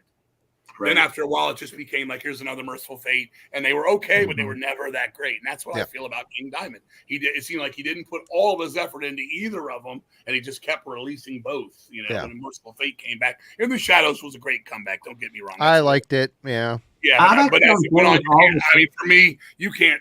I can't for sure say Time and those later ones Merciful. They start losing me. Time is good too, though. What were you gonna say, Aaron? Yeah, they start losing me. Yeah, I like those Merciful Fate records. I mean, they're not as great as like the original ones, right? Sure. But I can still enjoy all those. You know what I mean? Just the same way I can enjoy like later Manila Road records and that sort of thing. But the King Diamond one, even like Abigail, which I remember got such. I mean, yeah, I'm with you. I always thought that was like 5 out of 10 tops for me. Yeah. And like with Abigail in particular, the production is so bright and tinny. Like it's one of those where you can hear the cocaine, Right. Just like Don't Break the Oath has that too, but Abigail's even worse. And Don't Break the Oath is so good that it stops bothering me, after about 30 seconds. With Abigail, it's like that's all I can hear, and like he's just all the way in the falsetto the whole time. There's no like contrast. And meanwhile, the shit's just sort of going all over the place. And like, I mean, I don't know, man. I like a lot of free jazz and that sort of thing. I can usually hang with records that are tough to listen to, but I just don't really enjoy the King Diamond solo records except for Fatal Portrait, which is cheating. And I'll be honest, I put it on to go to Massachusetts a couple weeks ago. I didn't like it as much as I used to. I'm like, it's not aging well with me, but whatever. I still love it. I see that one still ages well for me. Yeah. Okay. Yeah, but the King Diamond stuff, I think it is complex, and the Fatal Portrait should have been the next Merciful Fate album. But it was a good run up through the Eye. Spider's Lullaby is good. But yeah, once they started doing both bands, you're right. I think both bands suffered, and And Stretched too thin. once King Diamond moved to America, he started recording at that place in Dallas, all digital. That you lost the atmosphere. Oh You yeah, absolutely. I agree. totally lost it. Cutting corners. Anyway, I guess I'm up next. I pulled this out a month ago, and a Candlemass from the 13th Sun. This is the odd album out for this band. They got a different singer, Bjorn Flodkvist. Yep. Flodkvist. I wrote it down so I can remember it. You get a gold star. I'd put it on you, but I'm not there. Here you go. This album, at first I listened to it, I'm like, oh, it's weird. It doesn't sound like Candlemass, but it's kind of good for that reason. The songs are really good. The sound's a little bit different. The singer, he fits this album perfectly. Yeah, I don't really have much to say. Whenever I typically go for Candlemass, it's the Messiah era. Just is. Sure. But this one stands out. This is a special one in their catalog for sure. It would have been interesting to get another album with this guy singing. But he it didn't sings on happen. does he sing on the previous album? Does he? Dactylus Glomerata? So I'm not sure. I don't own that one. I don't own it. I know we Okay. did a deep dive on this. I don't remember with who. I want to say he is on that one too, but I may be wrong about that. What's that? What the hell's the word you just said? Is this like The Exorcist English backwards shit? What the hell? I promise not to spin my head backwards and puke all over you, King. Wait, what the hell is it? What was the word that you said though? What is the record called that he was talking about? Oh, the one before this is called Dactylus glomerata. It's the scientific name for some kind of weed that gives you really bad hay fever, which tells you a lot about where their headspace was at in the mid-90s. Yep. Hay fever is not going to get an A+ for doom metal. What a concept for an album. Yeah, it was a strange title. I don't know what Eric was thinking with that one. Let me check on that. Dude, I hate that shit when they use like some scientific name. Like, I think it's fucking pretentious, man. Hay fever. You should have just called it hay fever. Yeah, exactly. It's fucking hay fever. And if it sounds dumb when you say hay fever, then it is. You play the Exorcist guy, and here he'll play the tape backwards. It'll say hay fever. Let's see. But yeah, Marty, it's a Bjorn singing on the previous album too. Well, this one's better. It's not as good as that one. Yeah. But it's them trying some different things. I like it. But 13th Sun, I think, is a really, really good record. Very underrated. I like very different in their catalog. And I do wish they had kind of stayed on that track longer rather than just kind of going all retro and redoing what they'd already done, just not as good. But yeah, the two albums with him singing are pretty cool. Yeah. All right, Aaron, while you're talking, I'm going to go use the potty. I'll be right back. Oh, shit. Make sure you cover your records. I'll make sure Kenny Powell's not in there. I kind of have one. Go ahead. No, I was going to say Kenny Powell is going to. You better watch Kenny Powell. He spells his last name P-O-W, motherfucker. All right, well, I kind of have one for Alan here, too. Okay, because, and this is sort of like a little bit about the psychology of record collecting to a certain degree, too. So I know that Alan is a pretty big Virgin Steel fan. Yep. And I already had the first one. I got this one actually locally relatively cheap. And, the first one I thought was kind of mediocre. I put this one on, never really grabbed me. I listened to Alan hype it, checked it out again, listened to Alan hype it again, listened to Alan hype it again. And I was like, I really need to sort of revisit this band. So, but, this cover sucks, right? So it's pretty generic. Yep. Yeah. So I saw another one come up for sale in one of my sort of spots recently. And I looked at it and I was like, I think that's probably the same fucking record as the one that I already had. That's the European version. The cover is so much better. Mm-hmm. Maybe I'll have an easier time getting into this one. It's pretty fucking good. I think I'm starting to get what these guys are about. Mm-hmm. I like that cover better too. I mean, this cover isn't terrible. It's just like it's on the Mongol Horde. Mongol Horde was short-lived. That label only did a couple releases. They did that in Takashi and 1 year. That Takashi Alien, and they did the Virgin Steel Cries in the Night 12-inch with the EP, calendar in it. Mm-hmm. Yeah, I actually have the test pressing of Thor. It has like a piece of paper in it or something like that. Unchained. Unchained. I don't know if I've ever played that one, to tell you the truth. Anyway, I think I'm starting to get it with this band. You know what I mean? It's kind of epic. It's got the guy's kind of a darker color to his voice than I normally sort of go for. You know, I tend to like more like an Eric Adams tone, honestly. You know, New York guys, you know how it is. Yep. Yeah. To me, that's one of the best American metal records of all time too. That's the only Virgin Steel record I really love. I love that record. Don't Say Goodbye Tonight. That's like their I Surrender, man. Yep. Yeah, and I can see that because they changed so much after that. I can see a lot of people liking this album, but not so much some of the later stuff. Kerrang used to say the first record. I'm sorry. Go ahead. You're talking. I won't. That's okay. I'm just going to say next time I see the third one around, I'll probably go for that too. Maybe sort of take them in order because was it Age of Consent?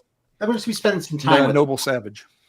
When's Age of Consent? 4th? I think it's after Noble Savage. It's like 89. Maybe. I tried those. I don't get them. That Guardians of the Flame is unreal, man. I love that. I got into them early on, but Kerrang used to say the first one was they used to say should be the follow-up to Sad Wings of Destiny from Priest, which it sounds nothing like Sad Wings of Destiny. No. I don't know where they got that from. Whatever. Somebody's talking out their ass. But that Guardians of the Flame, I bought it because that was Mongol Horde. Like I said, when that label came out, that was Important Records, basically the early stuff from them. And all the records were in the store at the same time for $5 each. So for $20, I got that, I got Thor, I got Alien, and I got that fucking Cries in the Night, whatever the fuck it was called for the night. Virgin Steel. Cry in the Night. Yeah. I was $20 into it, and this one blew me away. Burn the Sun is unreal. That song on there, Metal City. I mean, Hell or High Water. There's the Redeemer, all of it. I mean, it's fucking unbelievable. Guardians of the Flame, the song. I've probably played that record 500 times, and I'm not a big Virgin Steel guy, but that fucking record right there is like, it's like I won't say, I don't mean it as much as this will sound harsh, but even the sun shines on a dog's ass once in a while. That's kind of how I feel like. I'd be like a band I don't like, but a song by them I do. Like, I don't like U2, but I love the song New Year's Day. So it's like something like that. But I love this fucking record. I mean, and I have not one, not two, not three, not four, but I have 5 album covers for that record. Look it on Discogs. I have all of them. Nice. I didn't know that versions, different covers. One of them's just got this David Defy on it, blue, and I think it's called one's called like Burn the Sun. But it's just almost all of them match up the same. Sometimes the order's different. And I heard they just re-record this record or remix it or something. Oh, I don't know. If you look it up, I think they did. I read something about that, and I was like, that's weird because they always fuck those records up when they do that. Oh, totally. You know, you kind of fucked with my head a little bit a while ago. Speaking of the sun shining on a dog's ass, a few minutes ago, because you compare those King Diamond records to early Europe, and that first Europe record is a 10 out of 10 to me. And I was like, is this motherfucker really going to make me compare Europe favorably to King Diamond? Because early Europe is I mean, let's put it this way: if everybody remembers when Dio died, and they had all these festivals around the world like celebrating it, Europe stole the fucking show at the one. They came out and played Heaven and Hell. It was like as if Dio was on the fucking stage. You're talking Joey Tempest. I mean, obviously his hair's not shampooed like it used to be, and I don't think he has any. But I was like, it was like Candlemass doing it. Go back, you can find it on YouTube. Their tribute to Dio, and I was like, it's so good. They just got caught up in the final countdown, which. It's European pop. It's ABBA, really, if you think about it. But that early Europe is really good, man. It's really fucking good.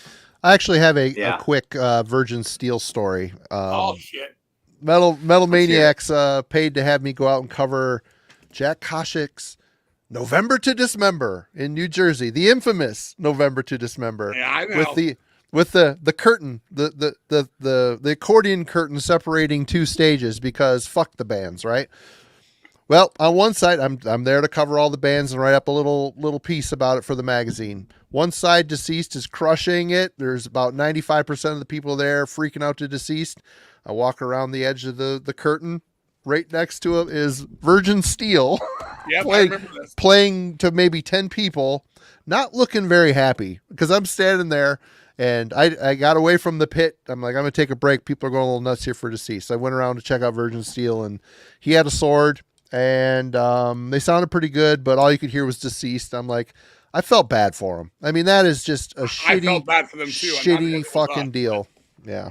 I mean, to put a sheet between bands to make it so you couldn't hear each other, that's the dumbest thing. Play at the same time. A death metal band up against, a traditional U.S. heavy metal band. Well, I mean, at least like even at Vakken, we played Marshmallow Vakken Meltdown. Thank you, John. I thought it was. Yep, you're right. Marshmallow Melt. My Exactly, brain's a little Marshmallow fuzzy. Yeah. But yeah, basically, like back in Vakken in the old days, they had 4 stages. I think they still do. I haven't played there since 2000, but they would always have bands playing at the same time, but never the stage. It would always be 1 and 3 and 2 and 4. So there was a whole stage between you, which separates the sound. Obviously, that was at that was in Pennsauken, New Jersey, and that fucking room was small to begin with. Yeah. I mean, it was like we were all finding these things. Oh, I'll never forget that myself. That I got stun gunned by police twice. You did. You were there. I was there. I talked to you about an hour before that happened. We were talking and hanging out in the food court there, the beer garden or whatever. We went there the first night, and we were sitting around. We were bored. None of the bands were playing. We wanted to see. I can't remember. It was a band on Metal Blade that kind of was like Guar was playing. So we started playing football with the chairs. We were throwing chairs, and this black security guard's like, knock it off. Stop being assholes. And we were like, okay, cool. Understood. We left. We went back. The next day we come back. We played. We went back. They had a beer garden. We're sitting there. And I had to take a pee. And the guy's like, you can't you can't get up and go from there. I'm checking IDs. It's the same black guy. So eventually I got up, went in the bathroom, and there was no place to pee. So I peed in the sink. He came in there. He grabbed me. He ripped my fucking Ted Nugent shirt right off my fucking body, picked me up, carried me outside, fucking bashed my head through the fucking doors, sat me down, called the New Jersey Police Department. I'm like, all this for this? And fucking they come and they're like, you're going to go down with the sodomites. You're getting fucked in the ass in Jersey tonight. How do you feel? And I was like, fuck you. You can't fuck with the beast. So they stun gunned me.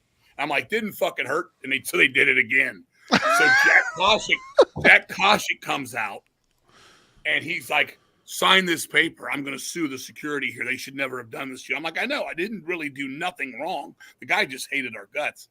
So he's like, well, write what you did. I put, my name's King Fally from the band Deceased, and I didn't do anything. And the police guy comes to get me, and my buddy Chris from Abominable pulls up in a van. He's like, get in the van. I jump in the van. We fucking leave. They never fucking get me. But fucking that whole fucking incident, people were like, God damn. Then I heard an hour later they did the same shit to Will from Mortician the same night, and it was crazy. I saw John Verica just put something up down there. It did. That whole place fell to the ground. Like about a year later. But I was there with the guy from Hit Parader, and he basically took me to the strip joint across the street to interview me for Hit Parader. And this stripper's like, is this doing anything for you? I'm like, not really, honey. And he put it all in the interview. But that was a shitty place. That was a shitty place. You know?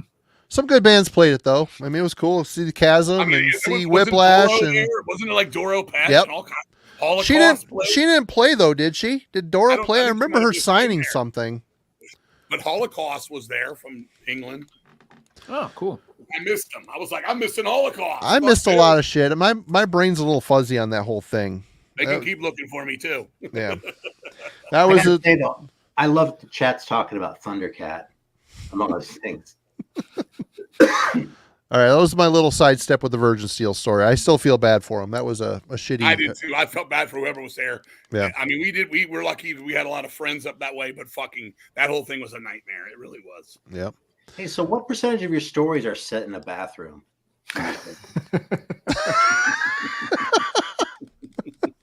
You don't have to answer. It's all bathroom talk here. All right, King, you're up. All right. What do I want to? I don't. I'm just trying to think what else I've been listening to. I've been listening to Precious Times from Pat Benatar. Does that count? And Crimes of Passion, the old early days of Pat Benatar when she had some heavy tunes like Hellas for Children and Heartbreaker and all those tunes. Yep. She's still my favorite female voice on the planet. She still got it too. She's the only one really that does. Yep. I'll say her for She's women. like the Lady Dio. I'll say her for women, and I'll say fucking Glenn Hughes for the men. These motherfuckers still got it for voices wise. Mm-hmm. I saw her on the Get Nervous tour 82. Same exact seats I had for Maiden, Number of the Beast, Screaming for Vengeance, double feature 3 weeks or 2 months later, maybe. And she was louder than Priest and Maiden when I saw them. But I go back to her. She was one of my gateway bands, like, again, Heartbreaker, Treat Me Right, You Better Run, Hell is for Children. Those were all heavy tunes. And I think a lot of people respect Pat Benatar in the metal world, knowing that she's just a legend. And Yep. you know, she set it up. Obviously, Linda Ronstadt, Deborah Harry before, but she really set it up to go heavier and hard rock and more. Those first, especially the first 3 records, Promises in the Dark, that's really heavy stuff. It's And we good all shit. know metal bands have stepped on those, you know, tried those. Viking attempted Hell is for Children. They didn't do such a good job with it. They did attempt it. So I've been listening to a lot of Pat Benatar. All right. If I can show Czarface, you can talk about Pat Benatar. Hell yeah. You love Pat Benatar too. I know you do. I had Pat Benatar albums when I was younger. Hell yeah. Great shit. I thought I heard the New Jersey police coming in. Sorry. All right. All Colin, you're up. It's All even right, worse. let's see. My wife's going to get me. Yeah, getting to the bottom of the stack here, so we can probably do like another round or yeah. so. I found this for just a couple of bucks at a flea market maybe a month or 2 ago. Hadn't heard it in a really long time, so picked up a copy of Entombed Wolverine Blues. I had it back in the day, but it was long gone. So yeah, interesting to hear it again for the first time after a long time. I'll say it's a fun listen for the most part. I don't think it's an amazing record, but it is kind of a fun one to listen to. You know, they're changing styles here a little bit, but it kind of works. It is Roll. yeah, it's getting into that death and roll thing exactly, King, which is fun enough. You know, it's energetic. It's a good listen, but you know, when you start breaking it down song by song, it's like a lot of these don't stick with me long term. You know, this was one playing again, just like, yeah, I kind of remember why I don't remember this so much. It has a good overall vibe, but there's only a few songs that, you know, really, you know, hook me and kind of stick in my brain for any length of time. But yeah, it was certainly worth revisiting for just a couple of bucks, you know, out of a flea market bin. I mean, yeah, Nicky Anderson, one of the best drummers to ever play in that style.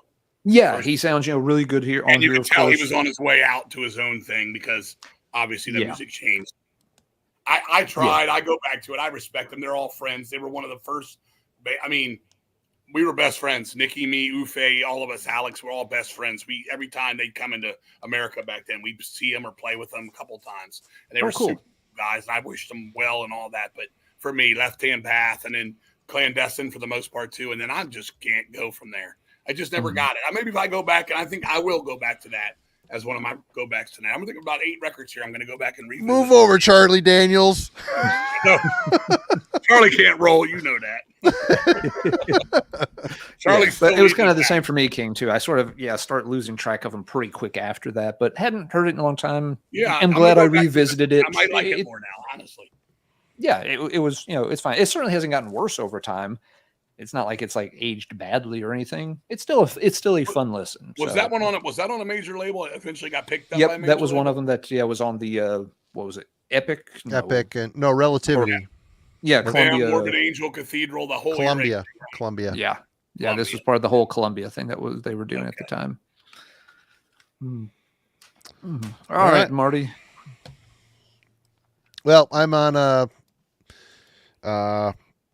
this band kick again. They just hit it right for me for some reason. Monogarm, Varg Stennen, and what the hell's the name of this one? Vinglingatens Oda. These fucking words, man. Yeah, Swedish band. They're Viking metal. They got a fiddle, guy on fiddle in the band. It's pretty good stuff. Really well done. If you're going to play in Finland, you got to have a fiddle in the band. The Swedish. Yeah. Yeah. I know. Okay. Thank you for stepping all over my joke. I got it now. After you said it, and I was like, oh, wait. Oh, I got it after I opened my stupid mouth. Jokes. Marty gets jokes. I've got I went from having a couple of their CDs back in the day and getting rid of them to in the last year buying them all back again. So I don't know. They're one of those bands. I listen to these guys more than I listen to Enslaved. There's less proggy stuff. Yeah, they're a little more folky influenced, but I like them a bit better than Enslaved. And they're kind of in the same ballpark, same subject matter. Just these guys are Swedish. The other band is obviously Norwegian. So, yep, Monogarm. Two of those. There's Finnish, as Marty so abruptly pointed out a minute ago. Won't make that mistake again. Oh, I'm sorry. Aaron, what you got? All right, here's the curveball. So not too long after I started my channel, actually, there's a channel. He was already around when I started. Called he went through a few different names. The last one I remember was High Octane Revival, and I think he's come back with another name again now. But his name is Garner, and I really liked his reviews. He did a video on like a bunch of like 70s German shit, and I was like, oh yeah, man, we're on the same wavelength here. Well, he was talking about fucking. I had no use for like blues rock of any kind at the time. But he was talking about some shit. And for some reason, the way he was talking about The Lion's Share by Savoy Brown, just like, I was like, oh, shit, man, maybe I should give that thing another chance because it's cheap. So I found a copy. I brought it home and I was like, yeah, man, this is really nothing to get mad about. Well, I think I let that one go because I never really played it. But when it comes to blues rock, this is one that I reach for kind of a lot. That's the old Fleetwood Mac. Like, I mean, my joke about Fleetwood Mac is that they went to shit when the girls joined the band. It sounds shitty to say it that way, but it's kind of true. These first few Peter Green ones, I can totally hang with, man. And like, I mean, it's total blues rock. Like me, when I was 30, would have hated this record. But I don't know, man. There's just something about it. It just has like sort of a laid back groove that's like really sincere at the same time. And like really kind of,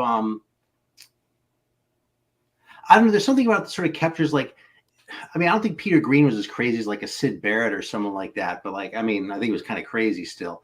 But there's something about this that just like sort of feels like it's just like there's a connection there. You know what I mean? Like not like I don't want to like anthropomorphize the record too much here, but there's something about this thing that just feels really honest and really sort of like, I guess half the time I feel like when I'm listening to blues rock bands and they're not like great, I kind of feel like they're bullshitting me a little bit. You know what I mean? Like it's such an easy thing to sort of start playing. You know, you sit down, you don't know anything else. You play your fucking basic blues progression and you've got a song, you know, and it's kind of just bullshit, right?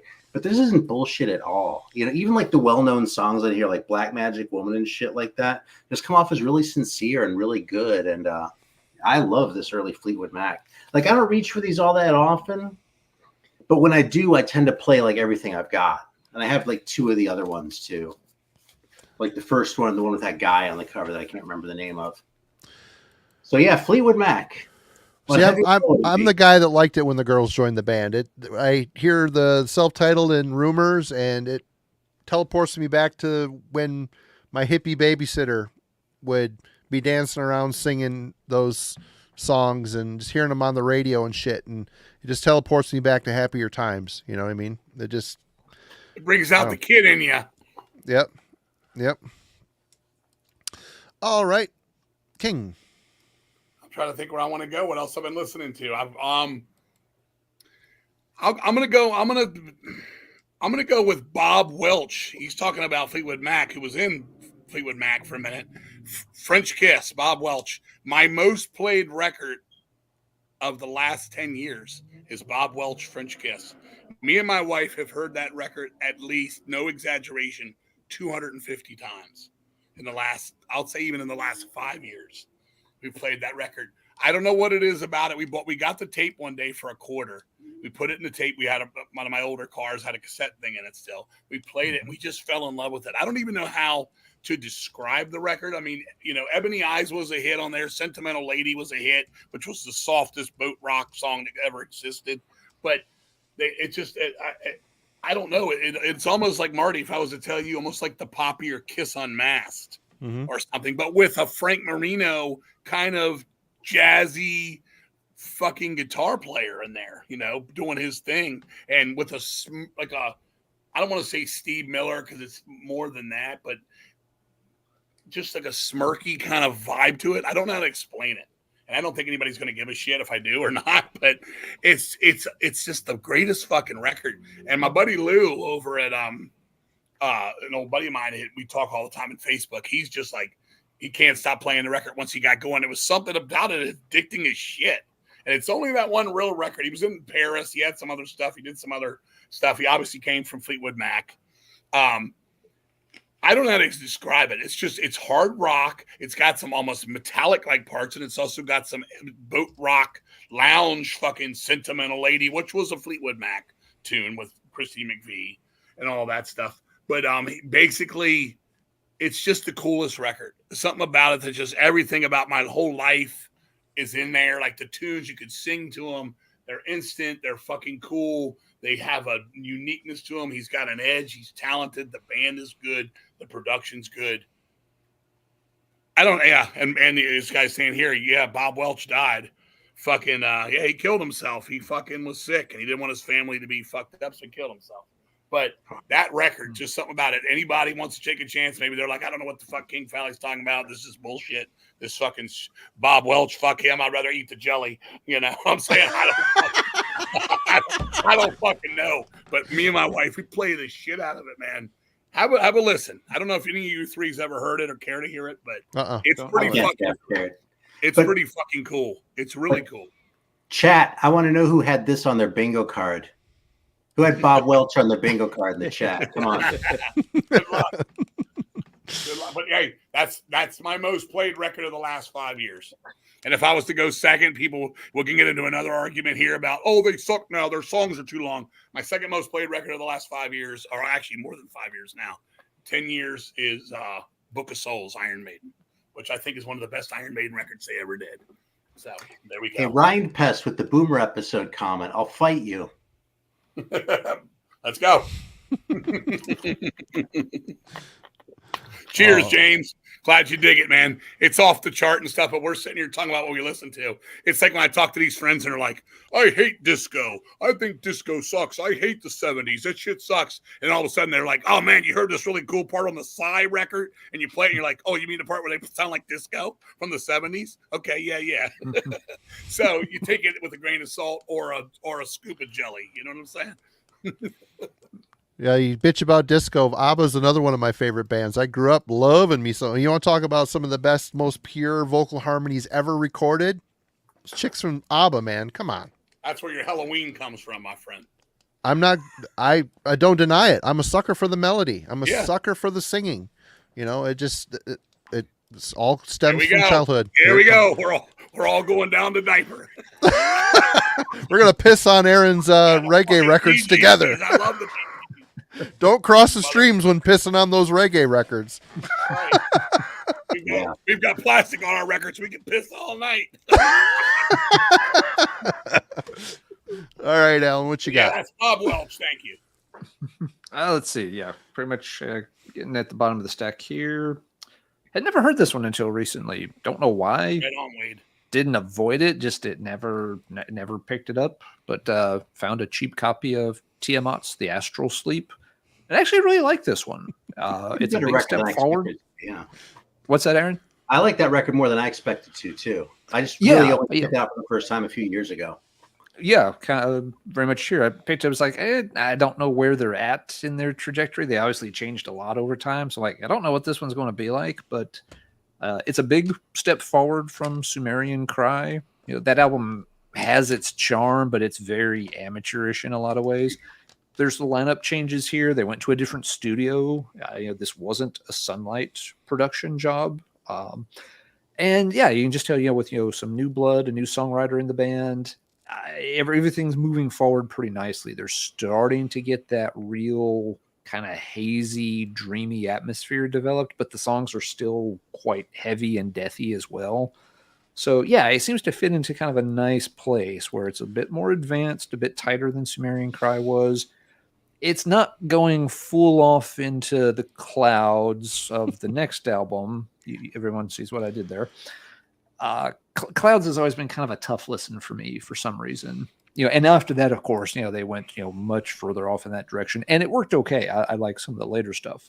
But yeah, this one seems to have a good balance of the heavier Swedish death metal still in there, but they do have their own kind of unique thing going on at the same time. They're not just trying to sound like Entombed and Dismember and be all Sunlight, and HM2 pedals. They went off, did their own thing, and yeah, it kind of works really nice on here. There's a lot of good tracks on it, and it was a nice pickup. One thing that was cool on this pressing, it has their songs from the In the Eyes of Death comp are included.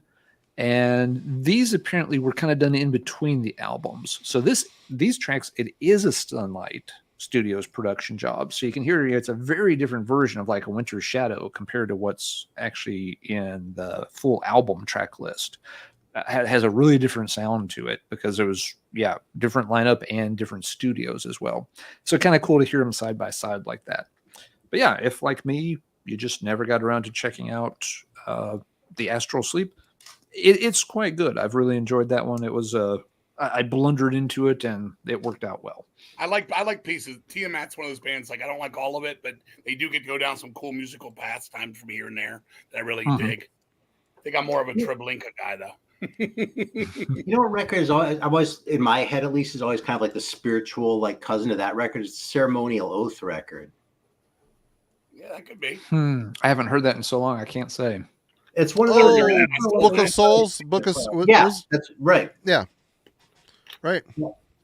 That record doesn't seem to get a whole lot of love, and I've always kind of liked it. And like, it's good. It's not what I reach for very often. You know what I mean? I don't even necessarily love it, but it has something really sort of unique about it, I think, in the sound that, a lot of bands of that style don't have so much. You know what I mean? I know they're more melodic, but I still think one of the coolest records of that era of all that European weird, The Gathering, Always. That record is so good. Mm-hmm. Like, the very first one. Then they freaked out on that second one. It's like they tried to be Faith No More all of a sudden. Then they obviously brought in Annika back in there, and it changed it all. But that first one, like that all reminds you of that same time. Like all that, here comes the European stuff to America. It's got these heavy vibes, but it's also got this Pink Floyd mystique to it, and a little bit of the Moody Blues, even like some psychedelic to it. They were all at least trying. I mean, Amorphous went that way a little bit too. Mm-hmm. Some of the, in different ways. But I like that era stuff because it was a little different. It was a little bit more than just the shit that was kind of taken over. As someone said, you said, Alan, one of your very early things tonight, you're saying how the death metal just became repetitious as fuck. And you're just like, okay, cool. Okay. Okay. Because I got the same way with it. I go, as I said then earlier, I reach for the older shit. It just has, I don't know, it has an oomph to it that got lost somewhere. I just think it's because it became more of a easier to play thing and less time was spent to create it, blah, blah, blah. So I give bands like Tiamat and that kind of stuff credit for, going outside the box and throwing in those influences and stuff, that up to then were kind of hidden underneath the fucking, people didn't want to talk about how they like stuff outside the box, blah, blah, blah. Mm-hmm. Yep. Good point. All right, Marty, what you got here at the bottom of your barrel? Well, I picked this band for the album club. We're going to be talking about this one, The Star, so I'm not going to go too deep into that one. I've been spinning this a lot. But the album that came out before it, Arc of It, I might like it a bit better than the new one, but there's a 3-song End of Message, My Northern Heart, and I don't know, something in Swedish. It's this band is a slight Catatonia influence, a lot of down picking, droning type bass foundation riffs, and over the top is like a simplistic but really catchy melody line, and then grim vocals over the top. It's definitely like a Scandinavian melancholy type of thing. Not the melancholy, I think of the dog collie. Anyway, get this man a beer. Yeah. I don't know. I really dig this band. I've been listening to them a lot. I know Jim has already been sending me, why am I listening to this type of messages? But I don't know if everybody's going to agree with me. But yeah, they're just a good Scandinavian band, a Swedish band from, I can't remember what, they're just outside of Stockholm. But yeah. Finland? No, Finland. If you like Catatonia, but a little more black metal minded, yeah, depressive-ish, just really good songs. A lot of melody. I dig it. Yeah, I've heard a little bit of their stuff, and yeah, it seems pretty good.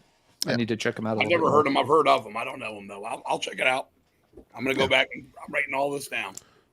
I don't suspect you're gonna like it much, to be honest. That one for sure. So you could probably scratch that one off your list. Okay. Finland. Do we have enough for another round, or are we done? I can keep going. I can go one more for you for sure. We'll do one last round then. All right. Yep. Here we go. Oh shit! One last round. Last your call. Favorite.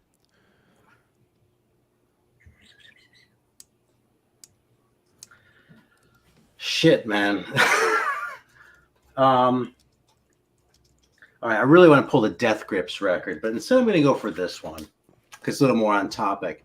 I'd never heard of Golden Dragon until kind of recently. Ah. And this is kind of, it's like sort of right on the border between hard rock and heavy metal, and it's like 80 or 81, actually 80 and 81 it looks like. This is a reissue. It's one of those originals are super expensive. I didn't want to gamble that much. But I was curious because I actually read, like, I think it was even on Discogs, like some reviewer, someone mentioned a few bands, and this name got dropped among a few other ones that are kind of, you know, like rockin', but not like super heavy that I was really into at the time. Right. And so so I rolled the dice on this one, and it's really good, man. Like, it's not super heavy. Highway Child feels like a song you've heard before. Like, I think the hook is just that good that, like, it feels more familiar than it actually is. But they might have ripped it off from somewhere that I just didn't clue into. And the rest of the songs on this thing are just, like, good, man. Like, it's one of those where you're done listening, where it's over, and you're like, oh, it's over already? You know, I could have handled, like, I've been just fine with a few more songs, you know? Which I think is a sign of a good record when it leaves you wanting a little bit more. Mm-hmm. And yeah, this is a really solid one. I don't know that at all. Yeah. Yep. I know. I heard a little bit of them years ago. I know it by reputation because it's the originals have always been really high priced and really hard to find. Because they were a San Francisco band. Yeah, it's like San Francisco, but the guy was like Filipino, I think, from the Philippines. Yep, that's right. I forgot that part. So funny they're called Golden Dragon, and the dragon's red in the picture, so that's a little misleading. False advertising. Funny, isn't it? Finland. Yeah, I'm going to cheat and throw another one in here too. That's fine. I think they one that's sort Aaron, of does that have both their releases releases on it, or was it just one of them? Because I think they had two OG releases back in the day, but the second may have been like a 12-inch single or something. Yeah, I honestly don't know. Okay. It says 81. I mean, I could like look in the liner notes, but like I don't want to make y'all sit here while I read it. Yeah. No, it's cool. I was just curious because I hadn't seen the reissue. That's I'm glad that got a reissue. I'll just show this one real quick too, because it's another recent reissue. And this is like another like super rare Spanish one. That's one of those that I was curious about, but not curious enough to like pay like $600 or whatever. Oh, so yeah. Reissue, I jumped on it. This is on Black Legion out of Peru, huh? Mm-hmm. Oh, yeah, I've never heard this one, but I know about the name, but yeah, I know the name. I don't have that one. I know that's an expensive piece.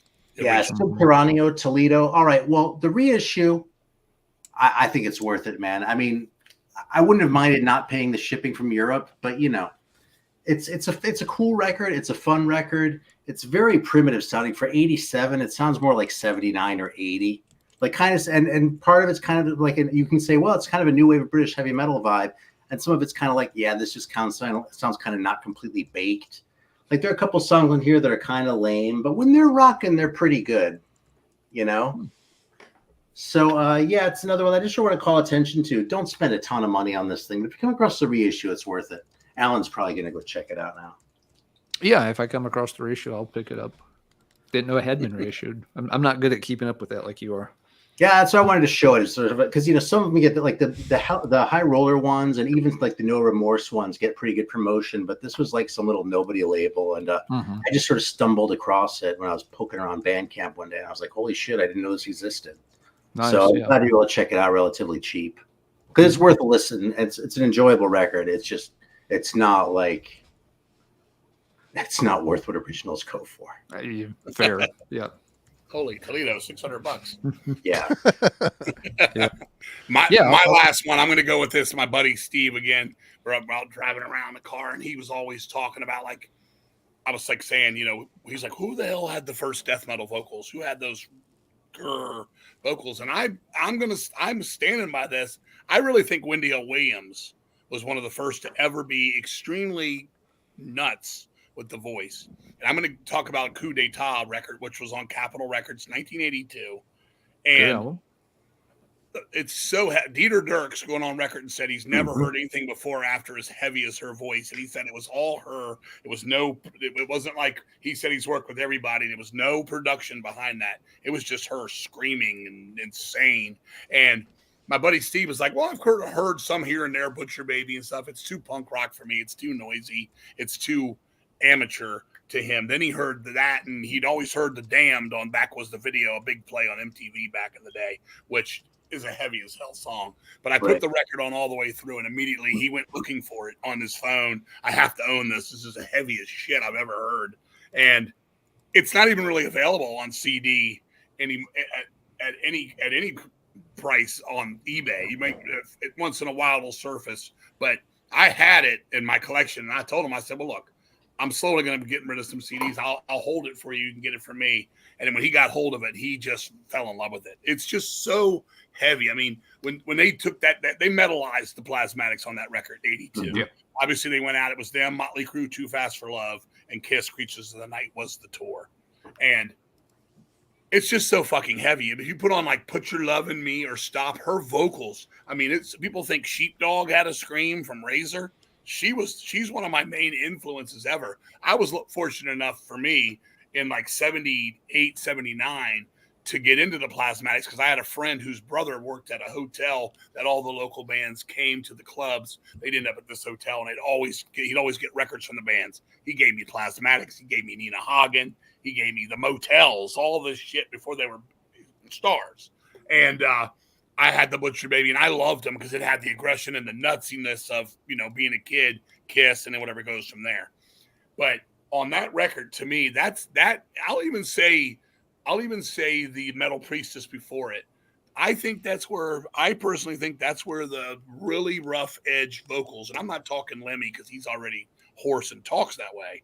I'm talking more like pushing it from a girl that she had a rough voice, don't get me wrong, but to push that out of there, I never heard such a fucking thing at the time. When I first got that record, I fell in love with it.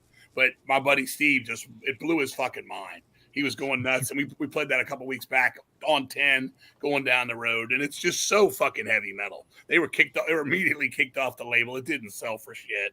They went out. They were just too controversial for anybody. I mean, they blew up a car every show. They're blowing up cars in these places. Not always arenas or anything.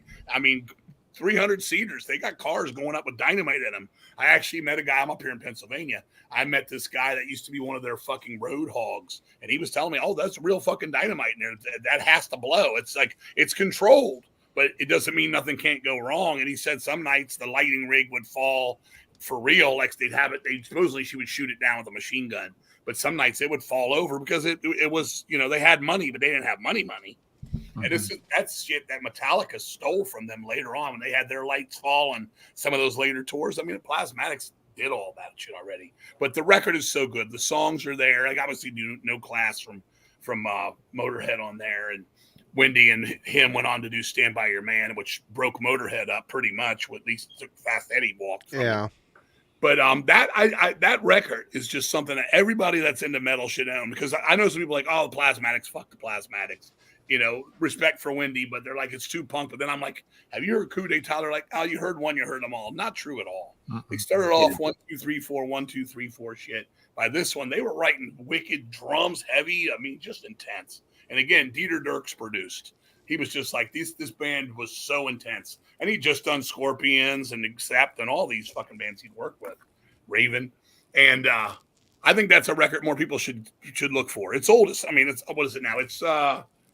It's 42 years old now. Is that right? 42, is that what, yeah. Yeah. It's 42 fucking years old. It's a record people need to know. That's one. I saw someone earlier when I was talking about Pat Benatar, and someone said Wendy O. Williams, and it made me think about a couple weeks ago. Yeah. So Wendy O, she's missed. That's a sad fucking story in itself with her passing away, killing herself. But that's an intense record. That's way more intense than people think it is. And to be on a major label too. Wow. So that's my last one of the night. Yeah, Coup d'etat is probably my favorite too. Although sometimes it's Metal Priestess. It depends on when you ask me. I mean, it's pretty much a continuation, but of heavier production. Check it out, 9 Wild 9. All right, Alan. All right, we'll wrap it up with one that's come up from time to time. Onslaught, The Force. One of the better UK thrash metal albums. Love it. That's such a great record. Yeah.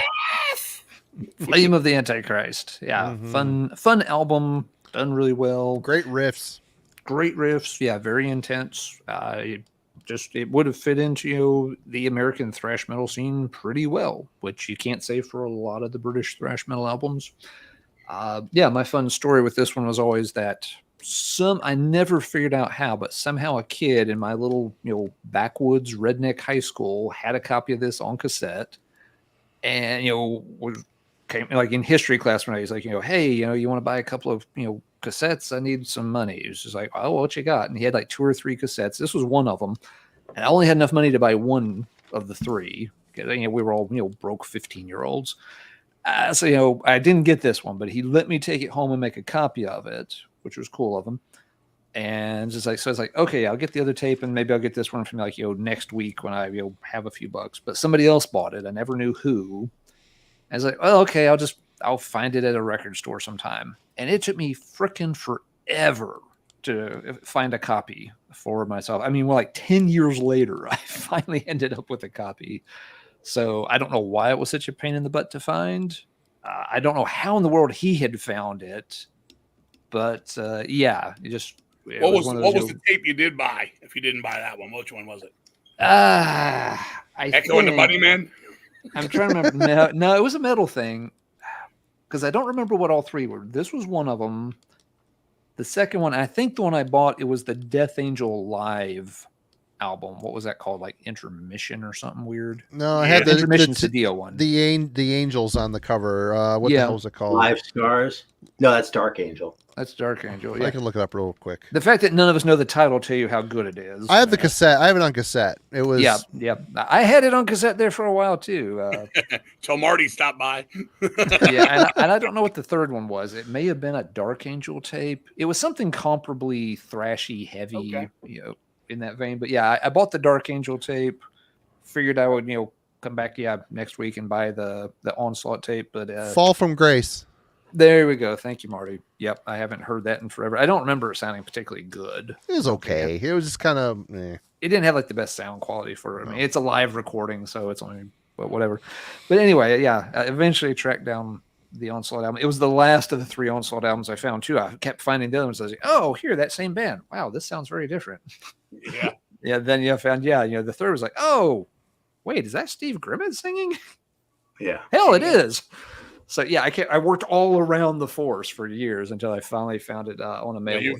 That's a fucking phenomenal record, my friend. They teetered on that record. They teetered Slayer, Metallica back and forth. It's just teetering, riffs in and out of all that stuff. It's a really good record. Am I right? There's 7 songs on there, if I remember right. 4 and 3. Is that what it is? That sounds right. Because it's not a real long track list. Yeah, but the songs are very long. Like they go on and on, almost like Injustice for All with Metallica, where they repeat a lot. 7 tracks. Yeah, but I really like that. I want to go on record and say that record and Demon Preacher from Deathwish might be the best 2 British thrash records for me. I just think the production's so good on that, and Demon Preacher is just as good. When we did the Thrash Times at Ridgemont High, I thought about doing Let There Be Death, because that's my favorite song. That's my favorite Onslaught. People go Power from Hell, which is a great song, decent record. They were the Black Torpedoes. They were a punk band. They went metal, blah, blah, blah. Now, if we're counting this as thrash, then this smokes both of those records. English Dogs Forward into Battle smokes them both. My favorite. I call that a crossover record, though. Yeah. So, but that's a great record. I remember my buddy used to work at the record store, and his girl would get him all the records at like a third of the cost, and we went over and heard that. And I was like, yeah, this is Teeter and Metallica and Slayer back and forth, but it worked so well. They just had it right. And it's a shame they didn't go on with that style more. I like In Search of Sanity, but they were crimming it up and looking for an Anthrax way out kind of thing there. Yeah. But I do think that's a fucking phenomenal record. Yep. And that's a good description. Yeah, that Slayer meets Anthrax kind of right in between. That's a really good description of it, King. All right, Marty, bring us on home, sir. Well, I'm going to end on a non-metal note here. Here comes the Metallica. Be all metal, dude. Here comes the Metallica. I got the new Cyberactive album called Endgame. This is Bill Lieb from Frontline Assembly and Kevin Key from Skinny Puppy. It's a little bit more leaning into the Frontline Assembly realm of industrial or EBM or whatever the hell you call it. But the songs that Kevin Key wrote, you can tell that it has a Skinny Puppy weirdness kind of in the background a bit. I've listened to this record a lot.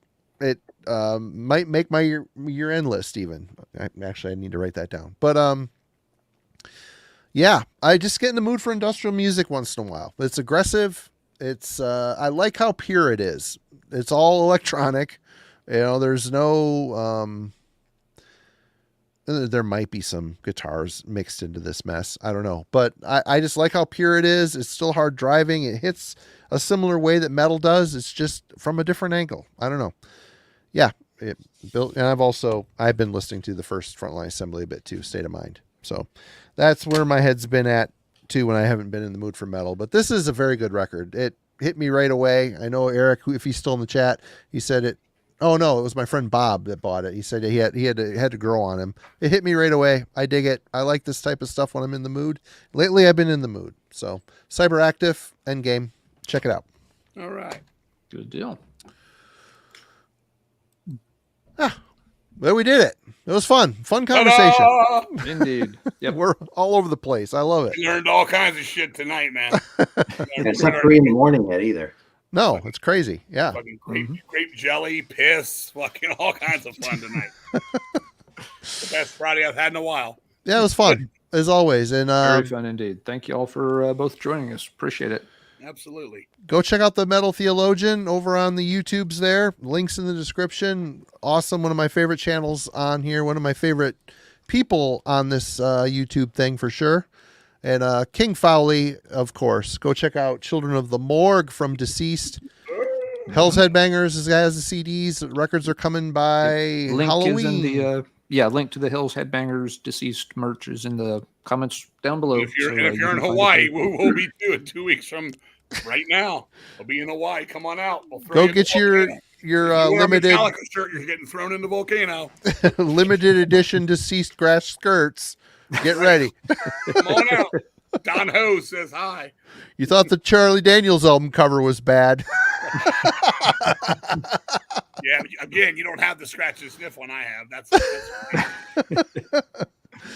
Awesome. Well, everybody in the chat, you all rule as always. Cheers. And guys, don't hang up. We'll chit chat for a minute. Don't hang up. No, oh, darling, don't hang up.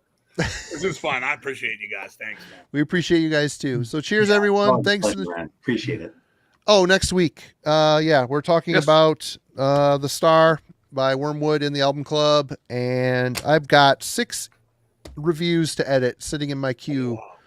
So I've just things have been a shit show over here. So it's a good thing you don't have a really long discography to get through by next Friday night. Then Marty. I've started. I'm no, not the Saxon thing again. I'm three or four records into this, and I'm listening to every song. So don't Rock give City me forever, brother. Yeah. But yes, next Friday night we'll be doing the Riot discography with Sue. We're just covering the Riot material. We're going to stop before the Riot 5 albums. Smart. So, yep, that's what we'll be doing next week. Sue's been working her way through it, as have I, as is Marty. So, been looking forward to that one quite a bit. Hope to see everybody back. Same bat time, same bat channel.